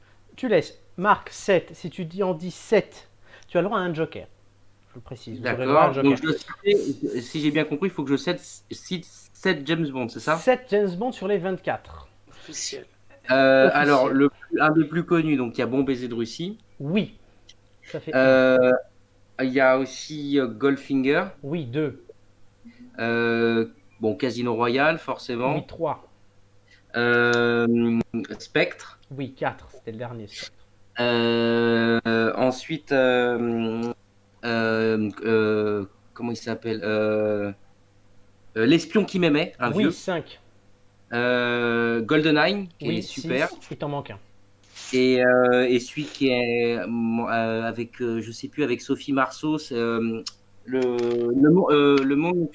monde ne suffit pas. Ça doit être Bonne ça. réponse, ça fait 7. Tu gagnes cette enchère facilement. Les gars, vous auriez pu aller un peu plus loin. Il te manquait. James Oui. Bond contre Dr. No. Opération je- Tonnerre. Goldfinger, tu l'as dit. On ne vit que 2 fois. Au service secret de Sa Majesté. Les diamants sont éternels. Donc ça, tout cela, ce sont des films, sauf au service de Sa Majesté. Ce sont tous des films de Sean Connery. Au service de Sa Majesté, c'est George Lazenby qui fait James Bond. Ensuite, on passe au Roger Moore. Vivre et laisser mourir. L'homme au pistolet d'or. L'espion qui m'aimait, tu l'as dit. Moonraker, qui est la suite d'ailleurs du précédent. Rien que pour Ouais. vos yeux. Octopussy et dangereusement vôtre. Ensuite, on passe à Timothy Dalton. Tuer n'est pas joué, permis de tuer. Pierce Brosnan, tu en as cité 2, si je ne me trompe pas. GoldenEye, Ouais. Le monde ne suffit pas. Il a aussi fait Demain ne meurt jamais et Meurt un autre jour. Ah oui. Oui, Et oui, enfin, exact. Daniel Craig en a fait 4. Tu as cité le premier qu'il a fait, c'est Casino Royale, et le dernier, Spectre. Les 2 du milieu, c'est Quantum Il of m'en manque Solace un du et milieu. Skyfall. Soleil et Skyfall. Exactement. Mais en tout cas, c'est bon. Donc, tu seras le premier à choisir ton quiz. Oula, Donc, tu as j'ai gagné peur. ton- Qui va sortir bientôt. Hein. Exactement. Ouais. Et il y en a un qui sort bientôt, mais j'ai bien dit déjà sorti. Oui, oui, Et oui. il y en a un autre C'est aussi. le dernier qui veut sortir normalement. Je sais plus. Je l'ai pas. Je sais plus. Mourir peut attendre, ça doit être ça. je Ouais, mourir peut attendre. Oui, c'est ça. C'est ça. Marc et Nico, Hugo et Nico, pardon, vous jouez donc pour savoir si vous choisissez votre quiz après Marc ou en dernière position, avec une deuxième enchère. On a récemment vu la création de 2 nouveaux groupes parlementaires à l'Assemblée nationale, scission de la République en marche. Un groupe de sensibilité plus à gauche qui s'appelle Écologie, démocratie et solidarité et un groupe Agir ensemble de sensibilité plus à droite. Cela en fait donc 10 et c'est un record sous la Ve République. Je vous demande de me citer le plus de présidents de ces groupes. 2 groupes ayant des coprésidents, cela fait 12 noms. Hugo, combien peut-on citer sur les 12? Un groupe. 1. Nico. Oh, bah 2. 2. Hugo. 2 une fois. 3. 3. Nico. Ouais, bah 4 pour le jeu. Mais 4. enfin, Hugo. Les présidents de groupe. des présidents de Il groupe. y en a 12. Ouais. Puisqu'il y a 2 groupes qui ont une coprésidence. 4 une fois. Hugo. Je laisse la main. 4. Nico, si tu donnes les 4, sachant que tu as un joker, tu peux te tromper une fois. Si tu donnes les 4, tu es le deuxième à choisir, sinon tu seras le dernier. À toi. Gilles Legendre. Excellente réponse, groupe La République En Marche. C'est déjà ça. Merde, je cherche son nom. Il y a Olivier Faure. Non, il ne l'est plus puisqu'il est premier Plus, secrétaire du il ne l'est PS. plus. C'est Eh ton oui, joker. eh oui, eh oui. Bah oui, mais super, formidable. On va aller loin avec ça. Tu en as toujours un et tu n'as plus de joker. Oui, oui, non, mais je cherchais son Il y a des successeur. noms très connus. Oui, mais c'est formidable. Son successeur, tu l'auras pas, je pense. Qu'est-ce que tu t'en sais d'abord? Ah bah écoute, essaie déjà de trouver les mecs très connus. Ouais, non, mais je crois que là, voilà. Bon, bah c'est bien. Bah, j'en avais pas 4. Attends, tente-en un autre. Il y en a un qui est méga Oui. connu. Un méga connu. Ah oui, oui. Ils l'ont trouvé sur le chat. Oui, c'est formidable. Ils sont bien. Nicolas Dupont. Bah non, Non. il est pas. Bah non. Non, Bayrou. Non, Bayrou, il n'est même pas député. Il y avait donc Ah, Gilles bah, c'est Legendre, on l'a dit. Non, Il y avait c'est l'air de alors, peau. le très connu, c'est Jean-Luc Mélenchon. Oh bah oui, je suis con. Ah oui. Oh bah oui. Damien Abad. Merci de confirmer. Oui, Damien. Damien Abad pour les LR, Patrick Mignola pour le MoDem, Valérie Rabault pour le PS, Jean-Christophe Ah oui, Lagarde pour l'UDI, le Ah oui. groupe Liberté et Territoire, ils sont 2, c'est Bertrand Pancher et Philippe Vigier. Agir, c'est Olivier Becht. Écologie, démocratie, solidarité, c'est Mathieu Orphelin et Paula Fortezza. Et André Chassaigne pour le groupe Gauche démocratique et républicaine. Oh bah oui, en plus. Ouais, non, j'aurais pu en avoir 4 si. Voilà. J'aurais Mais pu. oui. Donc du coup, l'ordre de choix du quiz sera Marco, Oui. Hugo, Nico. De toute façon, je voulais pas choisir. La dernière fois, tu n'avais pas choisi non plus. Non plus. Non, il faudrait peut-être que tu choisisses si tu veux monter. Oui. Alors on va passer à une question tout de suite. Pour essayer de gagner encore un indice, puisqu'il y a déjà des propositions dans le chat. Il y en a eu une. Vous pouvez nous en proposer d'autres, même si Julien tout à l'heure me disait qu'il ne voyait rien. C'est Jean Janot qui a donné une proposition, je ne vous la donne pas, puisque vous devez quand même réfléchir par vous-même. Mais la question, en attendant, on va se plonger il y a 361 ans, donc en 1659, le 28 mai, Louis XIV, roi de France, accorde à David Chailloux, premier valet de chambre du comte de Soissons et mari de la nièce de Mazarin, qui était le premier amour du roi, le privilège de fabriquer, de vendre et de débiter un produit bien spécifique dans tout le royaume de France pour une durée de 29 ans. Je vous demande de deviner quel produit. Un vase. Et, Non, pas un vase. j'ai préparé un. Il est chocolatier. Oui, Non. c'est une bonne réponse, c'est le chocolat. J'ai préparé un. Alors, il faut tirer un coup de chapeau à la réforme du baccalauréat sur les programmes, notamment de première, qui accentue sur la moderne maintenant. Du coup, Ouais. voilà. J'ai pris D'accord. ça. On précise que tu es prof d'histoire. Ouais. Oui. Donc voilà, Et- c'était logique que tu trouves quand même cette réponse. Donc effectivement, Ouais. le chocolat. Et bon, tu m'as fait peur parce que tu voulais tirer un coup de chapeau et j'ai cru que tu n'allais pas dire de chapeau.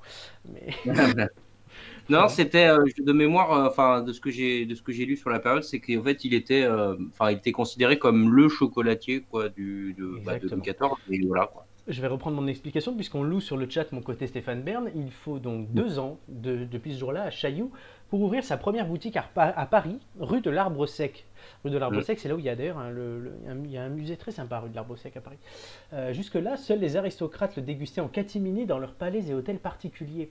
Il fabrique son chocolat, Chailloux, dans une boutique avec des fèves reçues d'Amérique. Il les grille dans une bassine, les pile au moyen d'un lourd cylindre de fer de sa propre fabrication, qu'il fait rouler sur une pierre chauffée et inclinée.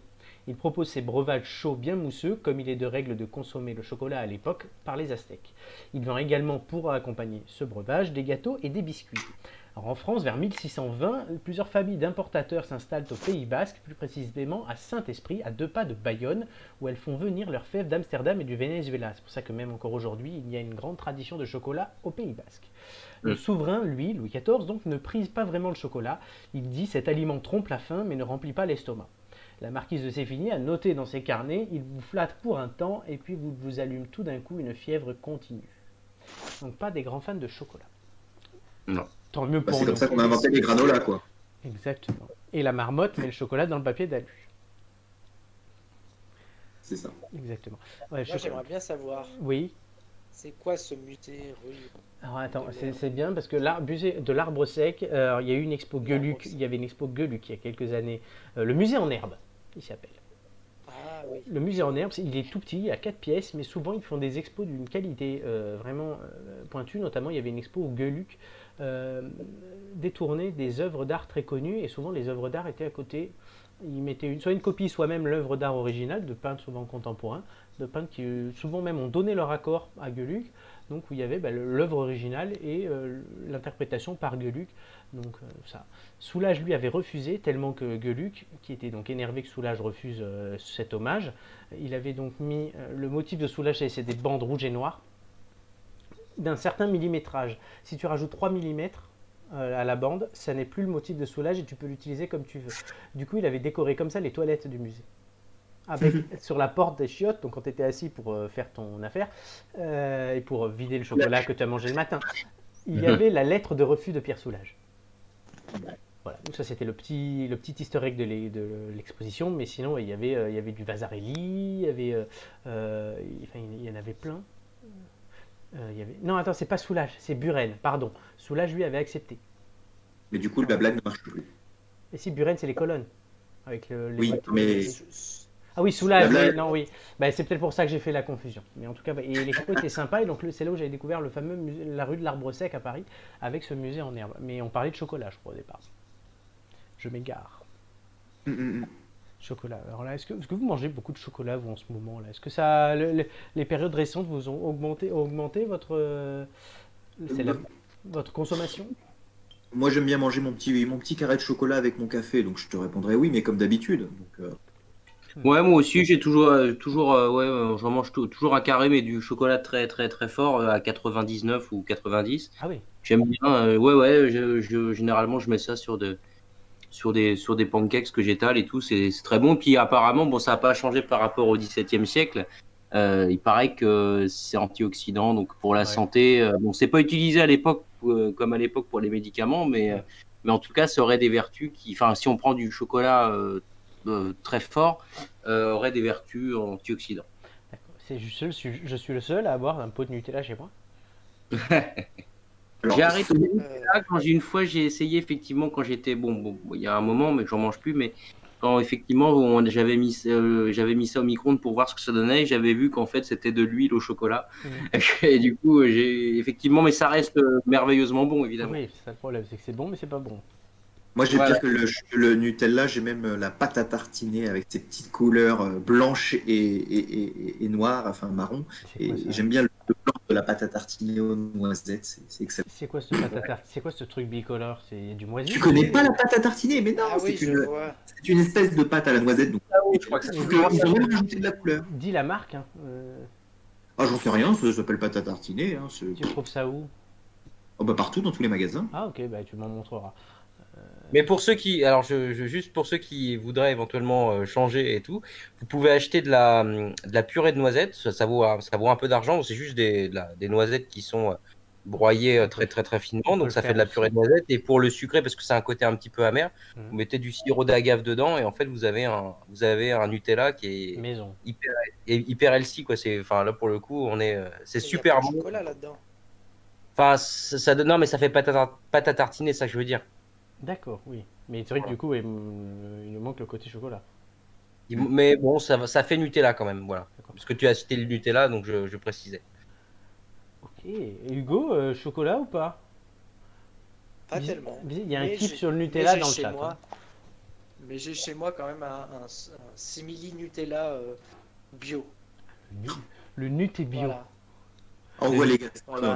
Voilà. Une pâte à tartiner chocolat noisette de chez Jardin Bio. Ah oui, la marque Jardin Bio.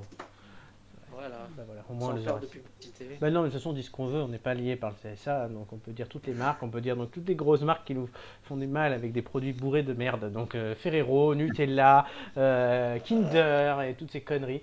Voilà, mais alors on nous dit marque à 99%, c'est plus du chocolat, c'est un produit désinfectant qui élimine toutes les bactéries. Ouais. Non, Non, c'est la mer, mais quand on aime l'amertume, ça passe. Hein, Il franchement, bouffe, moi, j'aime bien. Marc bouffe de la chloroquine, voilà.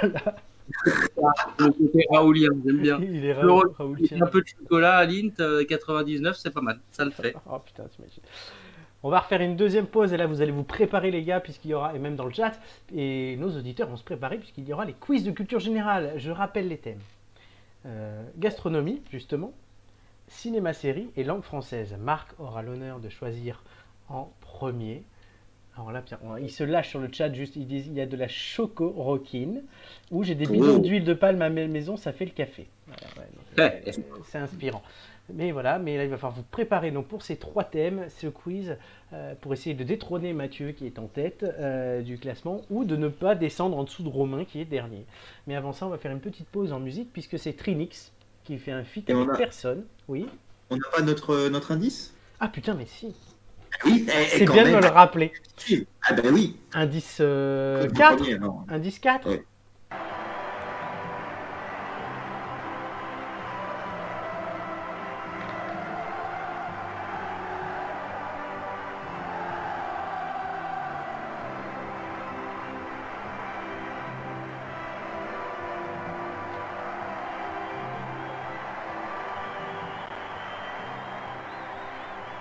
On n'est pas au stade, on est toujours dans les têtes d'ampoule. Ah, C'était le quatrième indice. D'ailleurs, oui, j'ai beau Je me marquer. pense que je l'ai. Ah, alors note-le, on le verra après. J'ai beau marquer révélation de l'indice en gros sur mon conducteur, je le loupe à chaque fois celui-là. Mais en tout cas, Non, ça mais vous fait t'inquiète pas. 4 indices, c'est bien de me le rappeler. Et la musique, donc, je commençais à vous dire que c'est Trinix qui disait qui faisait un feat pardon, avec personne. Et je pouvais très bien vous dire le nom de la chanson si je voulais passer l'indice plus tard, puisque le titre de la chanson c'est Je m'en fous. Je m'en fous et on se retrouve dans 2 minutes 30. Parce que je m'en fous. Parce que je m'en fous. Ce soir tout le monde boit du noir. Pourquoi j'ai pas la même envie moi? Je vois le blues dans le regard. Plein de choses se trimballent et je vois que ça va mal. Je crois que je suis heureux parce que je m'en fous. Finalement je suis heureux parce que je m'écoute, c'est tout. Je crois que je suis heureux parce que je m'en fous. Finalement je suis heureux parce que je m'écoute, c'est tout.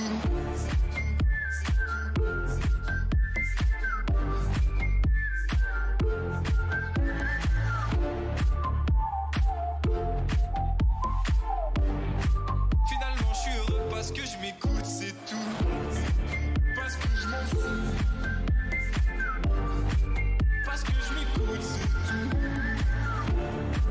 Parce que je m'en fous. Finalement je suis heureux parce que je m'écoute, c'est tout. Parce que je m'en fous. Ce soir tout le monde boit du noir. Pourquoi j'ai pas la même envie moi? Je vois le blues dans le regard. Plein de choses se trimballent et je vois que ça va mal. Je crois que je suis heureux parce que je m'en fous. Finalement je suis heureux parce que je m'écoute, c'est tout. Je crois que je suis heureux parce que je m'en fous. Finalement je suis heureux parce que je m'écoute, c'est tout.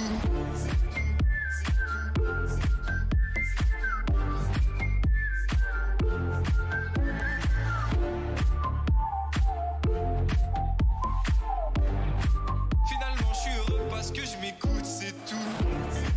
Parce que je m'en fous. Parce que je m'écoute, c'est tout. Parce que je m'en fous. Finalement je suis heureux parce que je m'écoute, c'est tout. C'est tout. Parce que je m'en fous.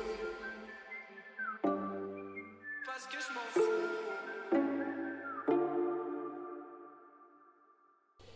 C'était, comment il s'appelle? Trinix.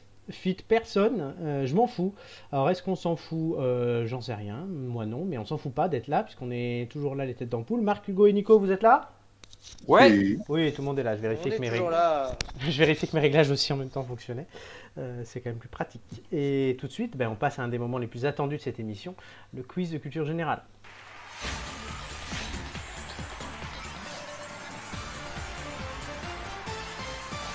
Je vous l'ai déjà dit, Marc, Hugo et Nico, aujourd'hui vous vous battrez sur des quiz gastronomie, cinéma, série et langue française. Le jeu de l'enchère a déjà déterminé le classement, donc il n'y aura pas de questions préliminaires. Marc, tu choisiras en premier, suivi d'Hugo, suivi de Nico. Mais avant ça, on va regarder le classement. Mathieu est en tête, il a fait 13 points lors de sa seule participation et il revient normalement la semaine prochaine. On verra s'il se maintient. Doumé, la semaine dernière, a fait 12 points. Donc aussi, il y a du niveau. Julien, en 3 participations, est à 8,7. Suivent ensuite Florent, qui n'est pas moi, avec 8 points en une participation. Joy, 7,5 en 3 participations, et pas 2, je me suis trompé. Gigi, 7 points en une participation. Nicolas, tu avais fait 6 points lors de ta participation. Et Romain, avec 4 participations, est à 5,8. Ah bah oui, on perd Romain, là, t'as raison. Romain m'a dit après l'émission la semaine dernière, merde, il faut vraiment que je me bouge le cul et que je remonte là. Donc on verra s'il va y arriver. Est-ce qu'il va décrocher le podium pour la finale du quiz à Noël? On verra. En tout cas, voilà, Nicolas, là tu as l'occasion aussi de remonter dans ce classement. Et Marc et Hugo, vous vous insérerez au milieu de tout ça, et de ces hommes et ces femmes. C'est bon. D'ailleurs, c'est Avec Marc tout de suite. Marc qui est meilleur sur les préliminaires, ça, on s'en serait douté qu'il va s'installer. Et il a été très bon sur le préliminaire. Est-ce qu'il va être bon en pleine action? Quel thème vas-tu prendre, cher ami? Les 3 thèmes m'inspirent pas trop. Langue française, je sais pas à quoi m'attendre. Et puis, post-confinement, j'ai envie de le laisser à Hugo. Donc, je vais me tourner, allez, pourquoi pas, vers la gastronomie. Ouais. Gastronomie, il est toujours choisi en premier, celui-là. Il inspire tout le monde. Enfin, il inspire. Ah. Dans le chat, vous pouvez nous dire combien vous avez fait. Vous marquez le thème du quiz plus votre score, pour voir si vous faites mieux ou moins bien que vos têtes d'ampoule, que donc Marco, Hugo et Nico aujourd'hui. J'aime bien dire comme ça parce que ça rime. Marc, tu vas me donner un numéro entre 1 et 20 qui sera la première de mes questions dans la liste là, dans laquelle que je te poserai. Le 11. Question numéro 11, très bien. Donc, es-tu prêt? Je t'en prie. À la fin de ma première question, tu le sais, le chrono commencera et tu auras 1 minute 30. Ok, très bien. Quel fruit peut être de variété cœur de bœuf ou roma? Tomate. Bonne réponse. Y a-t-il de l'ananas dans le cassoulet? Non. Bonne réponse. Comment s'appelle le plat fait à base d'une partie de l'oie souvent mangé à Noël? Le foie gras. Bonne réponse. Comment appelle-t-on des œufs dressés sur une couche d'épinards et nappés de sauce mornay? Les demi-moisas. Non, à la Florentine. Quel biscuit a pour mascotte un petit garçon mexicain? Les pépitos. Bonne réponse. Quel grand chef français avait créé une soupe en hommage à Valéry Giscard d'Estaing?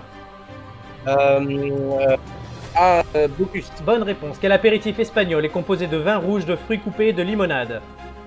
Le pardon. Hein? Non, Non. Non, la sangria. Quelle épice est reconnaissable dans le vin chaud? la cannelle. Bonne réponse. Quelle plante japonaise se rapprochant du réfort est souvent servie en condiment? Le wasabi. Bonne réponse. Quelle région de France est réputée pour ses crêpes? La Bretagne. Bonne réponse. Sur quoi est servie une île flottante? La crème anglaise. Bonne réponse. Quel fruit trouve-t-on sur un plaque minier? Je sais pas. Un kaki. On aura les résultats à la fin. Moi je les ai, mais je vous les donnerai à la fin, les 3 en même temps. Hugo. Ça s'appelle une partouze. Moi, je vais prendre film et série. Cinéma série. Cinéma série.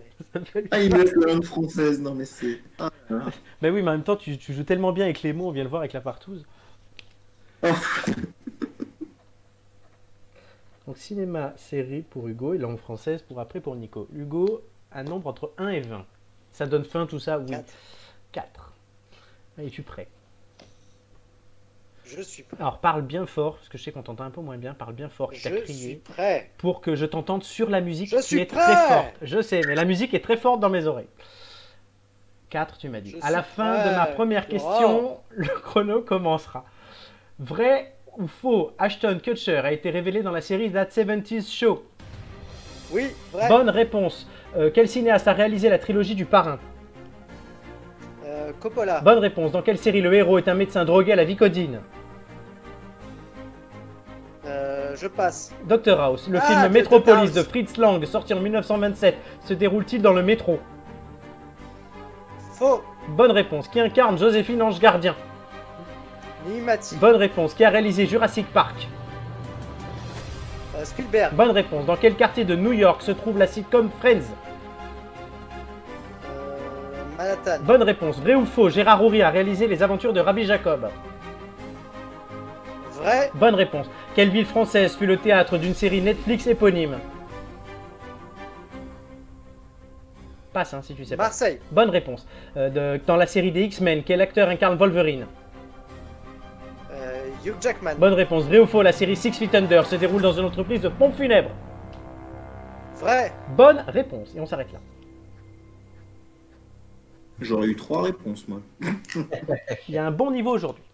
Il y a eu du 6 sur la gastronomie. On se ferait bien une bretonne là. Il part de la crêpe Ah bon. évidemment. Joy reviendra bientôt. Puisqu'elle est bretonne. Voilà. Parce qu'il y avait un double sens avec Joy. Nico, D'accord, ah oui. Nico, mon ami, tu as donc langue française, tout le monde l'aura compris. Oui, Un numéro entre Eve. 3. 3. Donc es-tu prêt? De toute façon, oui. Ils sont obligés. À la fin de ma première question, tu le sais, le chrono s'enclenchera. Combien y a-t-il de T dans trottinette? 5. Bonne réponse. Que désigne l'expression le chant du cygne? La fin de la vie? Oui, un adieu. Vrai ou faux? Le mot poucave vient de la langue parlée par les tziganes. Vrai. Bonne réponse. Le pot parallèle compte combien de L? 3. Bonne réponse. Que signifie l'expression se faire appeler Arthur? D'avoir fait des bêtises et du coup de se faire réprimer. Bonne réponse. Réprimer. Que veut dire le mot idoine? Identique. Oui, bonne réponse. Le mot bisextile prend un ou deux S? 1. Non, deux. Vrai ou faux? Le mot douche nous vient de l'italien. Vrai. Bonne réponse. Un film à grand public, à gros moyens, généralement hollywoodien, est aussi appelé un... Un blog. Quoi? Je passe. Passe. Un blockbuster. Que veut dire avoir le seum? Ah, c'est ce que j'avais. Être déçu, enfin ne pas avoir le seum, être dégoûté. Oui, bonne réponse. Effectivement, il me semblait avoir entendu blockbuster. Est-ce qu'on lui accorde ou pas, messieurs? Ah, je l'ai blablabla et puis j'ai pas voulu le dire. Enfin, je sais pas si je l'ai dit, mais Hugo, Nico, c'est vous que choisissez. Oui, on peut lui accorder. Moi, j'ai senti qu'il voulait le dire. Ouais, On lui Par accorde. contre, j'ai une petite. Dis-moi. J'ai une petite. Comment Ah, dire, un petit remarque. commentaire, une un petit, réclamation. Ouais. Oui, un petit. Comment on appelle ça? Un challenge, comme en tennis. Ah. oui. Est-ce que Sur je... le idoine. Oui. Oui. Alors, il me semble Bah, que c'est quoi Nico a dit que ça voulait dire identique. Alors, Nico, qu'est-ce que tu as dit? Parce que j'avoue que il me semblait avoir entendu Je- un truc, mais j'étais pas sûr de moi. Oui, je sais pas si j'ai dit autre chose ou si j'ai dit que ça, mais effectivement j'ai dit identique, oui. Alors non, c'est pas identique, Idoine, c'est... ça veut dire. adéquat et adapté. Ad hoc. Ouais. Ah, adapté, oui. Donc, bah, tu fais... Mhm. donc on te retire ce point-là. Oui. Et on lui Merci, donne- Hugo. On lui donne l'autre. Bon.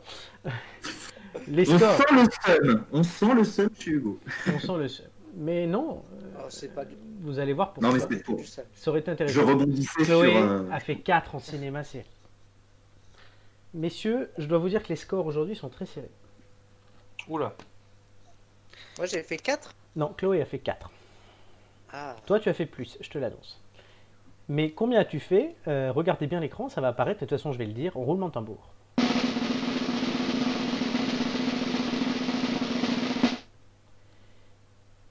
Ça apparaît. Hugo 9, Marco 9, Nico 8.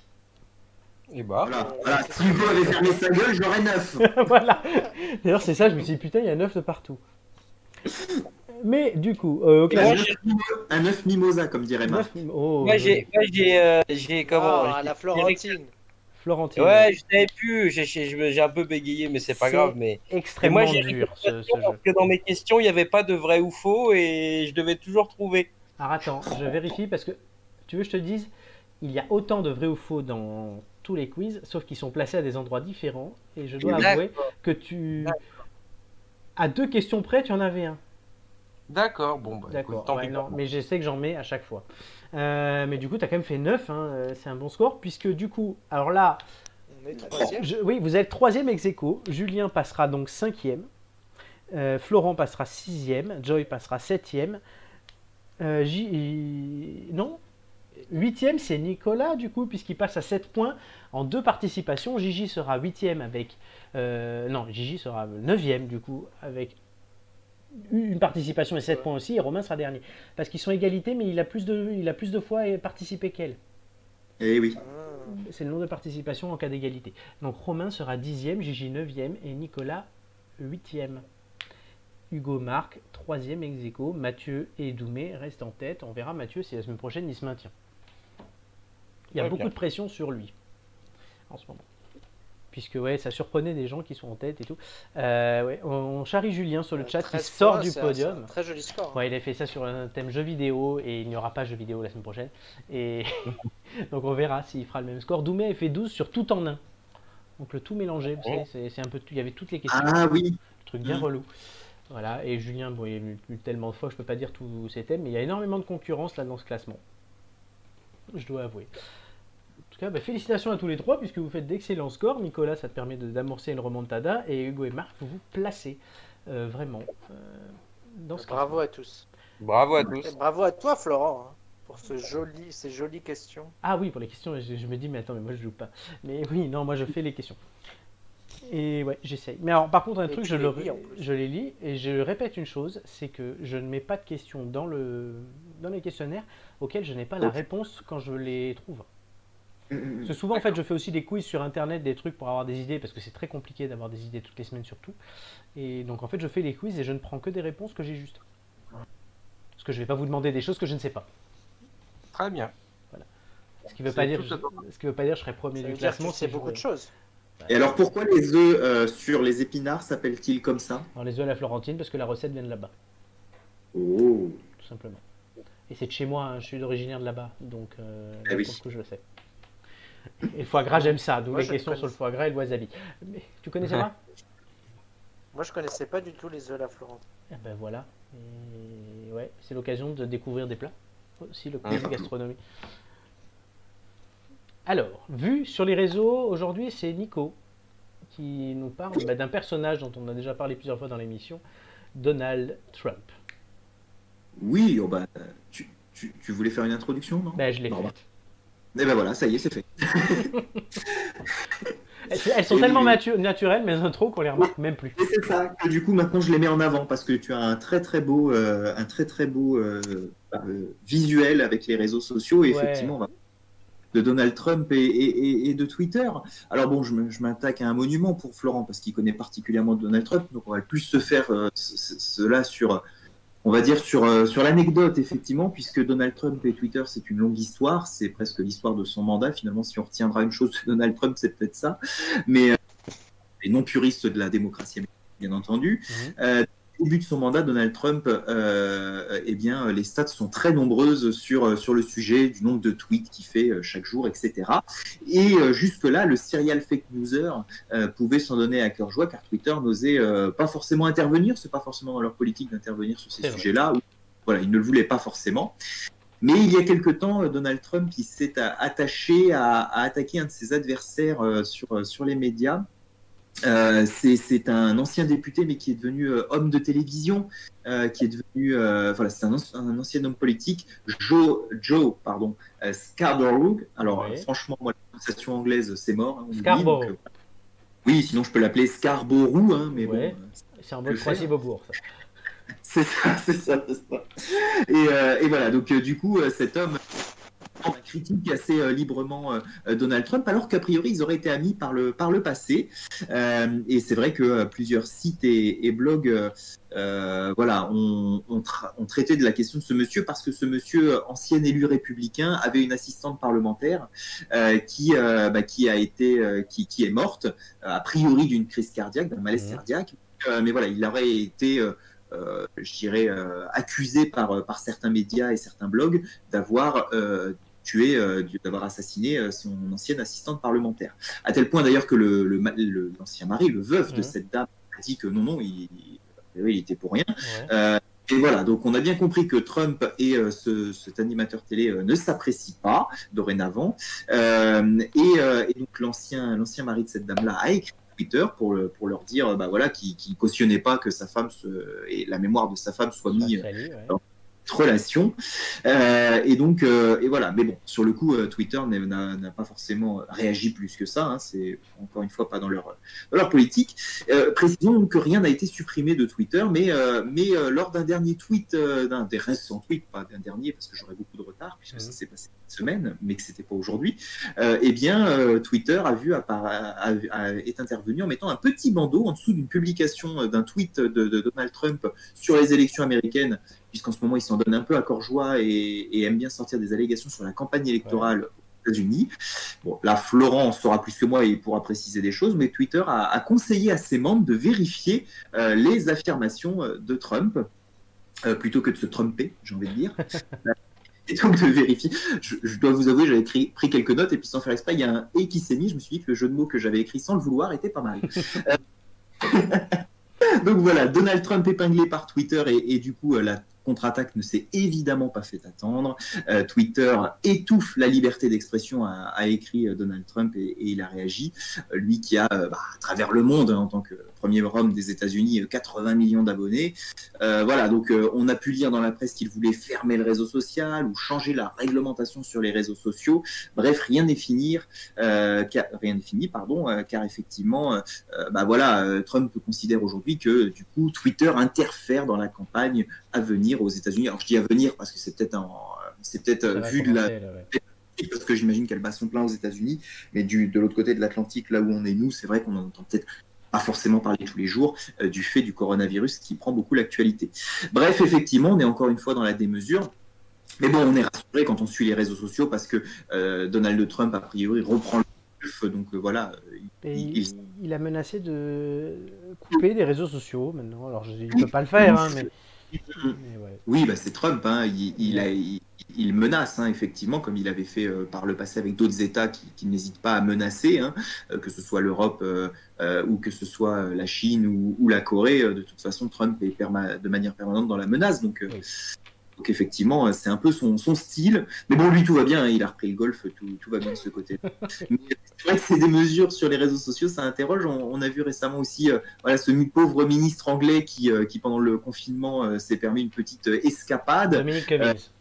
Voilà, exactement. Et puis, on disait tout à l'heure, on relayait effectivement Jean-Jacques Bourdin, grand intervieweur et parfois un peu coriace, qui s'amuse lui-même à dépasser les limites maintenant. Donc, voilà, on s'attend à tout sur les réseaux sociaux, bien entendu. Et Trump ne manque pas de faire sa petite actu dans l'histoire. Merci Nicolas. On continuera à suivre évidemment Donald Trump, qui est un des personnages dont on parle le plus dans ces émissions. Rappelons que c'est, puisqu'on est là tous les quatre ce soir, mais que tu avais prédit dans notre émission à l'époque, radio de la fac du REC, donc effectivement, dans notre émission, que Donald Trump avait toutes ses chances pour la campagne présidentielle. Il allait être élu. Oui. Et nous, en France, on n'avait évidemment pas ce regard à l'époque, et tu nous l'avais annoncé en avant-première. Voilà. J'avais fait un mémoire de 120 pages dessus et j'ai mérité mon 18, je crois. Ça aide, oui, c'est clair. Très bien. Je crois qu'il vous reste une dernière. Est-ce que je peux ajouter un petit mot sur Trump? Ouais, mais juste un tout petit mot pour dire que en plus de vouloir fermer Twitter, il a, encouragé ses supporters à harceler la personne qui est derrière la politique éthique, on va dire, de Twitter. Et il a pointé du doigt cette personne et a dit, en gros, allez l'embêter parce que c'est lui qui est derrière tout ça. It's just a fake news. Et du coup, la personne reçoit un nombre de messages haineux, absolument inouïs. Ce qui veut dire aussi le nombre de supporters que ce mec a encore aujourd'hui, et ce qui me fait dire, moi, qu'il sera réélu. Je suis encore un des seuls à le dire. On est un peu plus nombreux qu'il y a 4 ans, mais je le dis encore. Moi, je suis assez d'accord. On fera une émission spéciale, je pense, d'ailleurs, en novembre. Mais voilà. Une question pour gagner un dernier indice? Avec plaisir. Question courte. Quelle passion a coûté près de 96 000 $ depuis 2015 à un Américain du New Jersey, qui se nomme Josh Foot? Les chaussures. Non. Posez des questions. Les chaussettes. Non. Est-ce que c'est Est-ce que c'est un objet? passion matérielle? Ah oui, bah voilà. Alors là, est-ce que quoi? Est-ce Un que objet, c'est est-ce lié à que un c'est matériel? objet? C'est pas un... c'est oui, ce sont des objets, ouais. Des timbres? Non, Est-ce que c'est une passion commune ou pas? je pense qu'aucun de nous l'a. Est-ce que c'est forcément les objets ou c'est vivant? Non, c'est pas vivant, c'est des objets. Il Il collectionnait les collectionne des masques. trucs? J'ai pas entendu, pardon. Vous parlez en même Est-ce temps. que c'est une collection? Oui. Enfin, il collectionne Je disais, des est-ce qu'il choses. collectionne- Est-ce qu'il collectionne des masques? Non. Non, Des alors gros c'est objets ou des petits objets? des petits qui s'assemblent. Des Lego? Puzzle. Oui, des Lego, bonne réponse. Ouais. On enlève le métro. Je vous l'ai donné, Ah à la bah, limite. Bonne réponse de Nicolas, aidé par Florent. Mais c'est une bonne réponse. À 35 ans, ce consultant politique a été emporté dans une frénésie Merde. constructive. Rien ne manque ou presque. Dans son sous-sol, il a créé une ville en Lego avec des immeubles, des commerces, un parc d'attractions, de multiples véhicules et des habitants, ou encore même un héliport et un musée. Cet Américain vivant dans le New Jersey raconte que cette passion pour les petites briques colorées danoises est née en 2012 quand sa fiancée de l'époque, qui depuis est devenue sa femme, lui a acheté une boîte de Lego pour Noël. Le tabloïd explique qu'il a acheté au moins 1600 ensembles de Lego différents et des pièces supplémentaires pour construire des bâtiments personnalisés. Certaines des boîtes achetées auraient coûté plus de 900 €. Eh ben. Eh ben, Et comme tu dis, ouais. ouais, voilà. Allez, ça vaut des fois très cher, hein, les vieux jouets comme ça. Mais non, ça ils vaut- sont neufs, en fait, ils sont neufs, c'est juste qu'après, il prend soit des trucs personnalisés, soit des trucs précis, et il fait une ville. D'accord. Il suffit d'aller à. Bah, moi, parce que c'est ce que j'ai fait, mais il suffit d'aller à Disney pour aller voir le prix de certaines collections Lego, c'est affolant. Donc, Oui, au effectivement, magasin Lego, oui, il y a des oui, trucs. voilà, c'est ça exactement. Si on construit une ville en Lego, c'est Ouais. impressionnant. Ah oui, non, mais c'est coûte une blinde. Mais c'est une bonne réponse. Oui, j'aimerais bien savoir combien ça coûte. Bah, ils ont Notre-Dame, je crois, dans le magasin Lego à Voilà, Châtelet ou des ouais. choses comme ça. Il va rouvrir, on Ça pourra doit aller voir. coûter- Ouais. On va aller voir. Ça ne sera pas ma priorité, je vous cache pas. Ah bon? Oh, Hugo, quand même. Un JT pour vous au magasin, à la réouverture du magasin des Halles des Lego. Ah, bah oui. Ils faisaient des ateliers pour les enfants le mercredi. J'avais inscrit mon petit frère quand il était de passage avec mon père à Paris. Et il s'était éclaté. Alors en fait, tu payes rien. Et Oui. ils doivent gagner après parce que les gamins doivent dire papa, maman, tu m'achètes ça. Et en fait, il leur fait fabriquer un espèce d'escargot, un truc, ça change chaque semaine. Donc ils prennent une heure, ils fabriquent ça. Puis après, comme ils sont dans le magasin, je pense que chacun raque. Hein. Et c'est comme ça qu'ils se font leur beurre. Mais en tout cas, c'était très sympa de leur part. Et moi, j'avais rien acheté à mon frère. J'avais acheté, j'avais acheté une casquette PSG déjà, le même genre. Donc bon. Il sait quand même qu'il est gâté. Indice, est-ce que vous allez être gâté avec l'indice 5? Eh ben, on espère. On Eh espère. bien, Indice 5 tout de suite. When the seagulls follow the trawler, it's because they think sardines will be thrown into the sea. Thank you. On n'en dit pas plus. On en parle juste après. Le regardez ce que j'ai retrouvé aujourd'hui, c'est Marc qui nous parle d'un film qu'il a marqué étant plus jeune. Allô? Oui, c'est à moi. Oui, c'est à toi. Bah oui. Quand je dis Marc nous parle, c'est Il y avait toi. un jingle avant. Je pensais qu'il y avait un jingle avant. Non, Alors oui. J'ai cherché et en fait, ça s'est imposé à moi. Bah, c'est effectivement les Visiteurs, le film Les Visiteurs quand j'étais petit. Alors j'ai appris assez récemment qu'en fait il était sorti bien plus tôt, plus tard que prévu en 93. Ouais. Et c'est effectivement un film qui est dans cette mouvance un peu populaire. Au départ, je pensais parler des films de Louis de Funès, mais je suis plus fan des faits de l'œuvre de Louis de Funès que des films en particulier. Que dans Les Visiteurs, je me souviens que il y avait déjà, je suis un grand fan de Christian Clavier. J'ai toujours apprécié l'acteur, même encore aujourd'hui. Et ça fait partie. Je crois que c'est un des rares films, et peut-être le seul, où à force de les avoir vus et revus, et je me souviens qu'à l'époque, on avait acheté un lecteur de cassettes VHS et on avait acheté Les Visiteurs 1 et 2 quand j'étais petit en cassette, ce qui était un truc un peu de fou avec vous savez, ce bruit quand ça rembobine ça rembobine. Et je me souviens qu'on les regardait mais facilement, deux fois par semaine, quoi. C'était tout le temps. Et c'est une vraie expérience psychologique parce qu'on se rend compte que quelque part c'est la mémoire qu'on pourrait qualifier un petit peu d'auditive, on va dire ça comme ça. On se souvient de tout. Ils sont passés récemment, je crois, à la télé. Voilà. Ça m'a permis de les revoir et ça m'a permis surtout de voir que l'esprit avait aucunement oublié n'avait rien oublié des scènes, des dialogues, etc.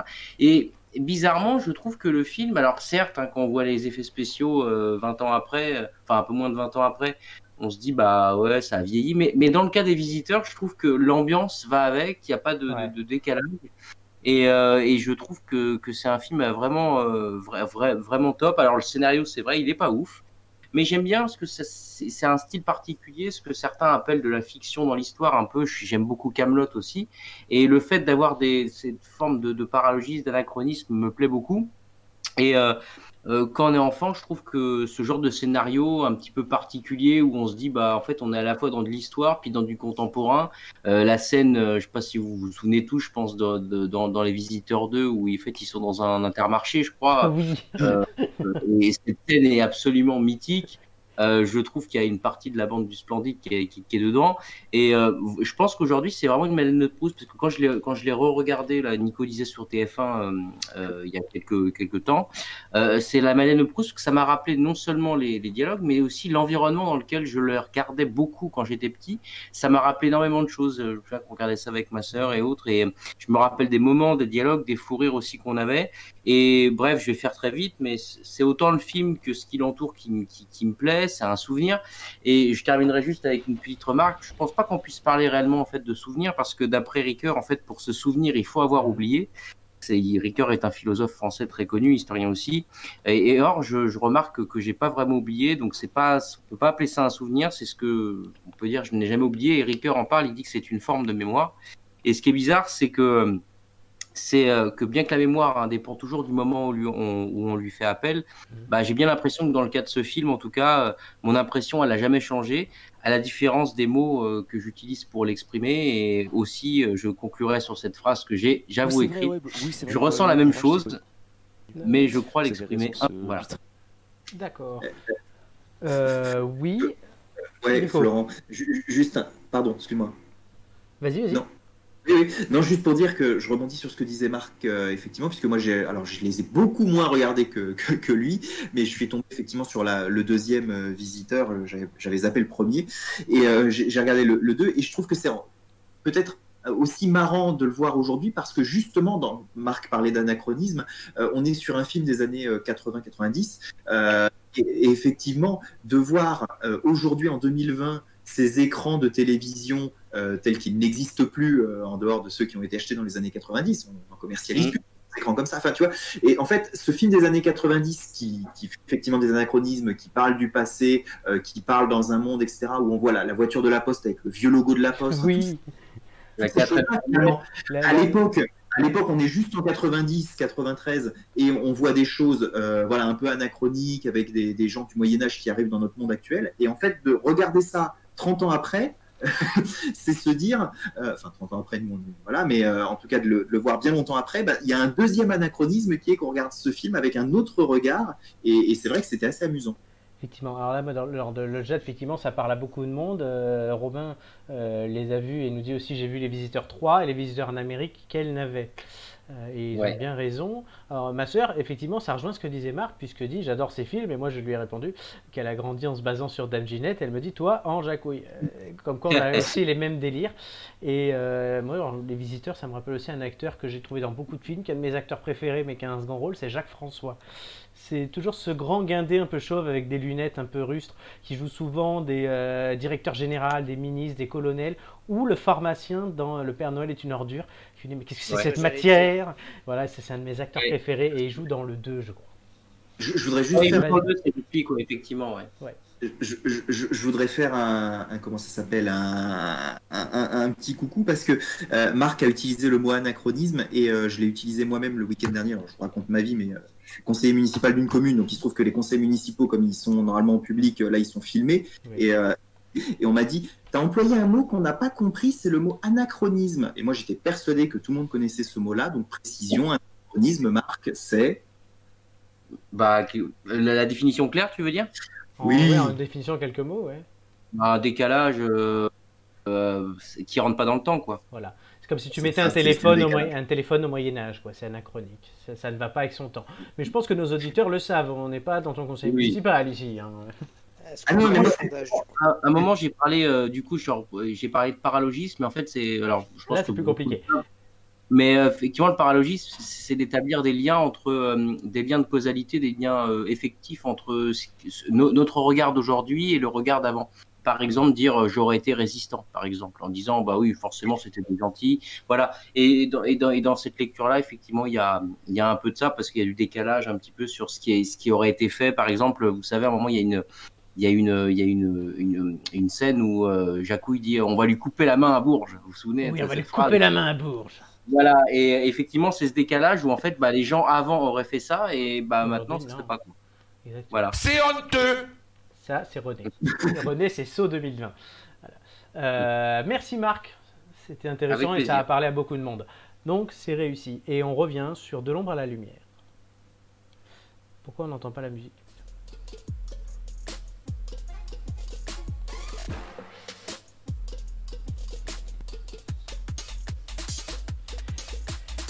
Je crois que je prends trop l'habitude de ces émissions et je ne vérifie plus certains réglages et le jingle était à 0 avant même de commencer. Mais voilà, mais on l'a entendu, c'est bien. Alors, De l'ombre à la lumière, vous avez gagné 5 indices, on va les réécouter. Et oui, je me suis trompé sur le chat sans faire exprès, j'ai exclu Romain, mais je l'ai réintégré. Je me suis gouré de boutons, c'est compliqué. Donc on va réécouter les 5 Il y a indices. qu'à faire des meilleurs scores au quiz. On verra, ouais, que exactement. On va réécouter les 5 indices. Vous aurez une question chacun. Dans le chat aussi, vous pouvez proposer des choses. Et ensuite, on aura la réponse. Indice 1.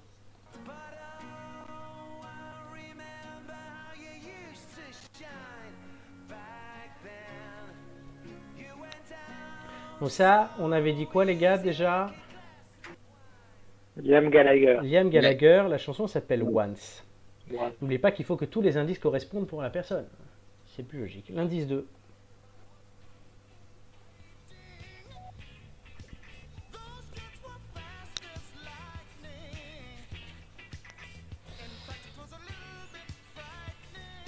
Carl Douglas, Kung Fu Fighting. Indice numéro 3.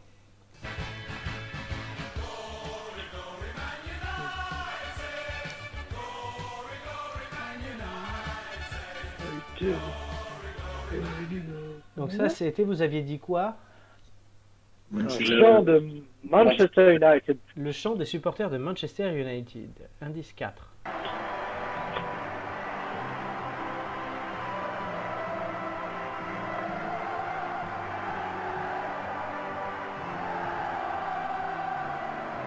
Alors ça, c'est quoi? Marseillais. Et c'est même Dans un plus, stade. c'est les mêmes plus que ça, vous comprendrez. Et on avait eu l'indice 5. When the seagulls Oui. follow the trawler, it's because they think sardines will be thrown into the sea. Thank you. Une question chacun. Est-ce que c'est un footballeur? Il a été footballeur. Marc. Marc, est-ce qu'il. Je sais pas. Est-ce qu'il est entraîneur? Non. Nico. Est-ce que c'est dans la rubrique fait Allô Oui, tu m'entends? Oui, on t'entend. Oui, oui. Est-ce que c'est dans la rubrique fait divers que cet homme a fait parler de lui? Il a déjà fait parler de lui dans la rubrique fait divers, mais je crois pas dernièrement. Ah, je vous ai... Alors, J'ai raté les dernières secondes. bon, et Ah. Ça a coupé. Nico a demandé si c'était dans la rubrique fait divers, et je dis pas dernièrement. Pas à ma connaissance D'accord. en tout cas. Est-ce que vous avez des idées? Je crois qu'il y en a. Moi, j'ai une proposition. Vas-y, et tu l'expliques. Eric Cantona. Et tu es pas le seul à le proposer. Alors, pourquoi? Parce que... bah, déjà, parce que c'est lui qui a prononcé la phrase Là, de l'indice 5. sur les sardines Oui. et les mouettes. Et je t'aurais mis Cantona Il pour jouait à toi Manchester. Cantona. Il jouait à Manchester. Il a été membre de l'équipe de France. Mhm. Puis il n'a plus été membre de l'équipe de France. Mhm. Il a donné une prise de kung-fu à un supporter. Ouais. Ah, Et Gallagher.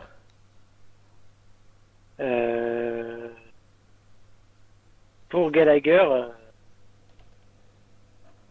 Once.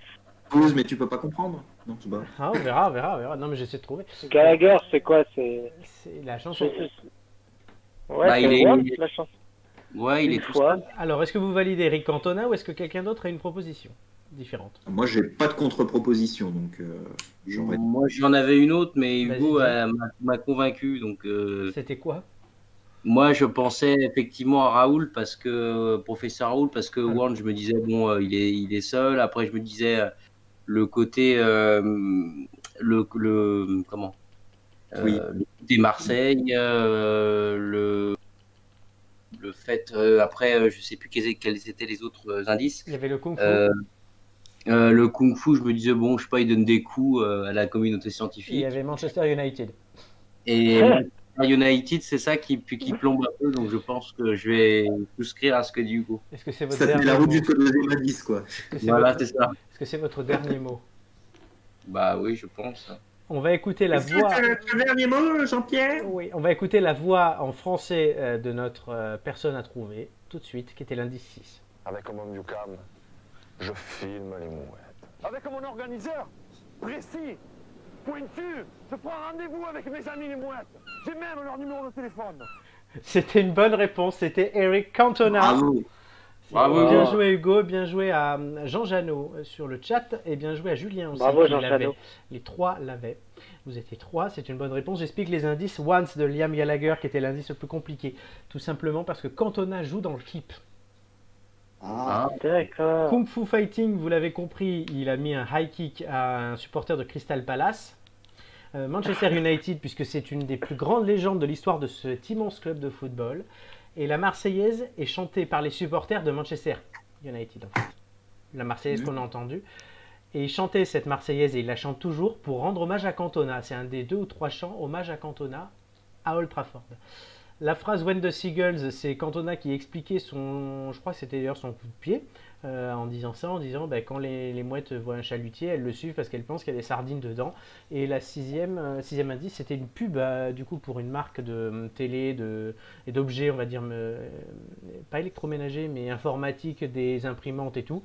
Sharp, la marque qui était sponsor de Manchester United et qui avait demandé du coup aux joueurs phares de Manchester United de faire la pub, notamment en France, donc Eric Cantona. C'est une excellente réponse. Il y avait des tas d'autres indices qu'on aurait pu mettre. Le bonheur est dans le pré. Il y avait les Razorbic. Il y avait j'avais failli mettre un truc sur le retrait bancaire. Ouais, il y avait énormément de choses sur Cantona. Donc, mais vous avez trouvé, c'est une bonne réponse. Félicitations. Bon. Et il a fait il est dans une série, Oui. je crois. C'est pour ça que j'ai eu l'idée en plus. Sur Arte. Ouais, la série, je sais plus comment elle s'appelle, mais c'est pour ça que j'ai eu l'idée en plus. C'est en voyant passer un truc là, j'ai dit tiens, je vais parler de Cantona. Et oui, il est dans une série. Incontrôlable ou quelque chose comme ça, C'est non? ça, ouais. Visiblement, c'est pas mal du tout. De toute façon, c'est un excellent acteur. Enfin, pour moi, c'est un excellent acteur. Déjà, c'est une personnalité aussi, hein, mais c'est un excellent acteur. Et... il a 54 ans aujourd'hui. Et la série s'appelle Dérapage. Dérapage, voilà. C'est pas son anniversaire aujourd'hui, mais actuellement il a 54 ans. Et la série s'appelle Dérapage et je vais sûrement la regarder. Donc voilà. Ben, bravo aux têtes d'ampoule. On vous félicite, ma soeur vous félicite sur le chat. Et elle a raison, puisque vous avez trouvé. C'est pas toutes les semaines qu'on trouve, même si c'est très souvent. La semaine dernière, ça avait été trouvé, je crois.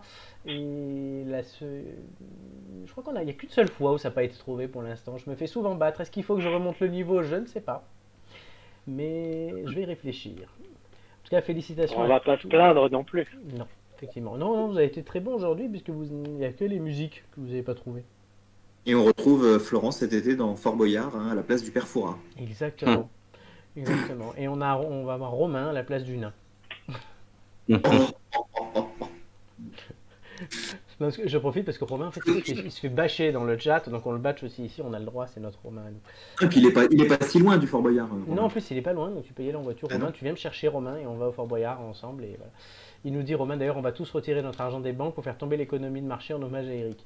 Et bon, Cantona avait proposé ça aussi.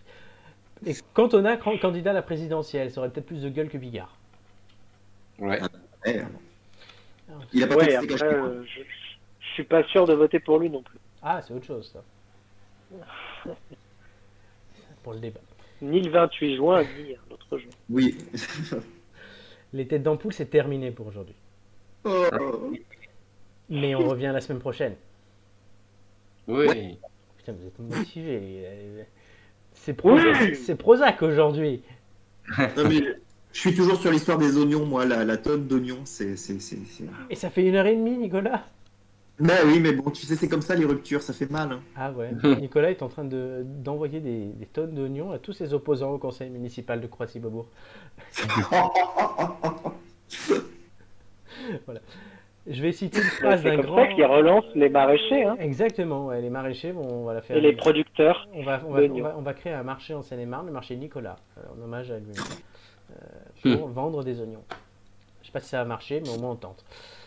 Oui, de toute façon, il va falloir tenter des choses. Exactement. Ouais, et puis on peut varier avec des poireaux, des échalotes. Ouais, mais tu envoies un poireau à ton ex, je sais pas ce qu'elle va penser.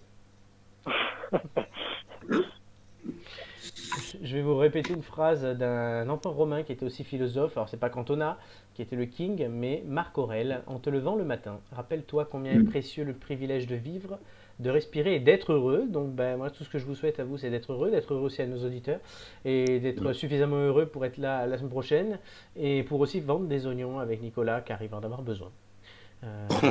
Salut à tous, merci beaucoup, merci Marc, Hugo et Nico. On vous retrouvera très vite. Merci. Et on vous retrouvera très vite puisque vous avez fait une entrée fracassante sur le quiz. Et en attendant, n'oubliez pas de vous abonner à l'Instagram des Têtes d'Ampoule, au Facebook des Têtes d'Ampoule, sur Twitch, sur YouTube, la chaîne. Vous pouvez retrouver et partager même à ceux qui n'écoutent pas l'émission nos podcasts, les quiz, tous les quiz sont mis à part. D'ailleurs, vous verrez, il y a une carte à jouer là-dessus. Donc voilà, n'hésitez pas. Plus on est de fous, plus on rit, notamment sur le chat aussi. Clairement. Bonne semaine à tous, à très vite. Bonne semaine. Bonne semaine.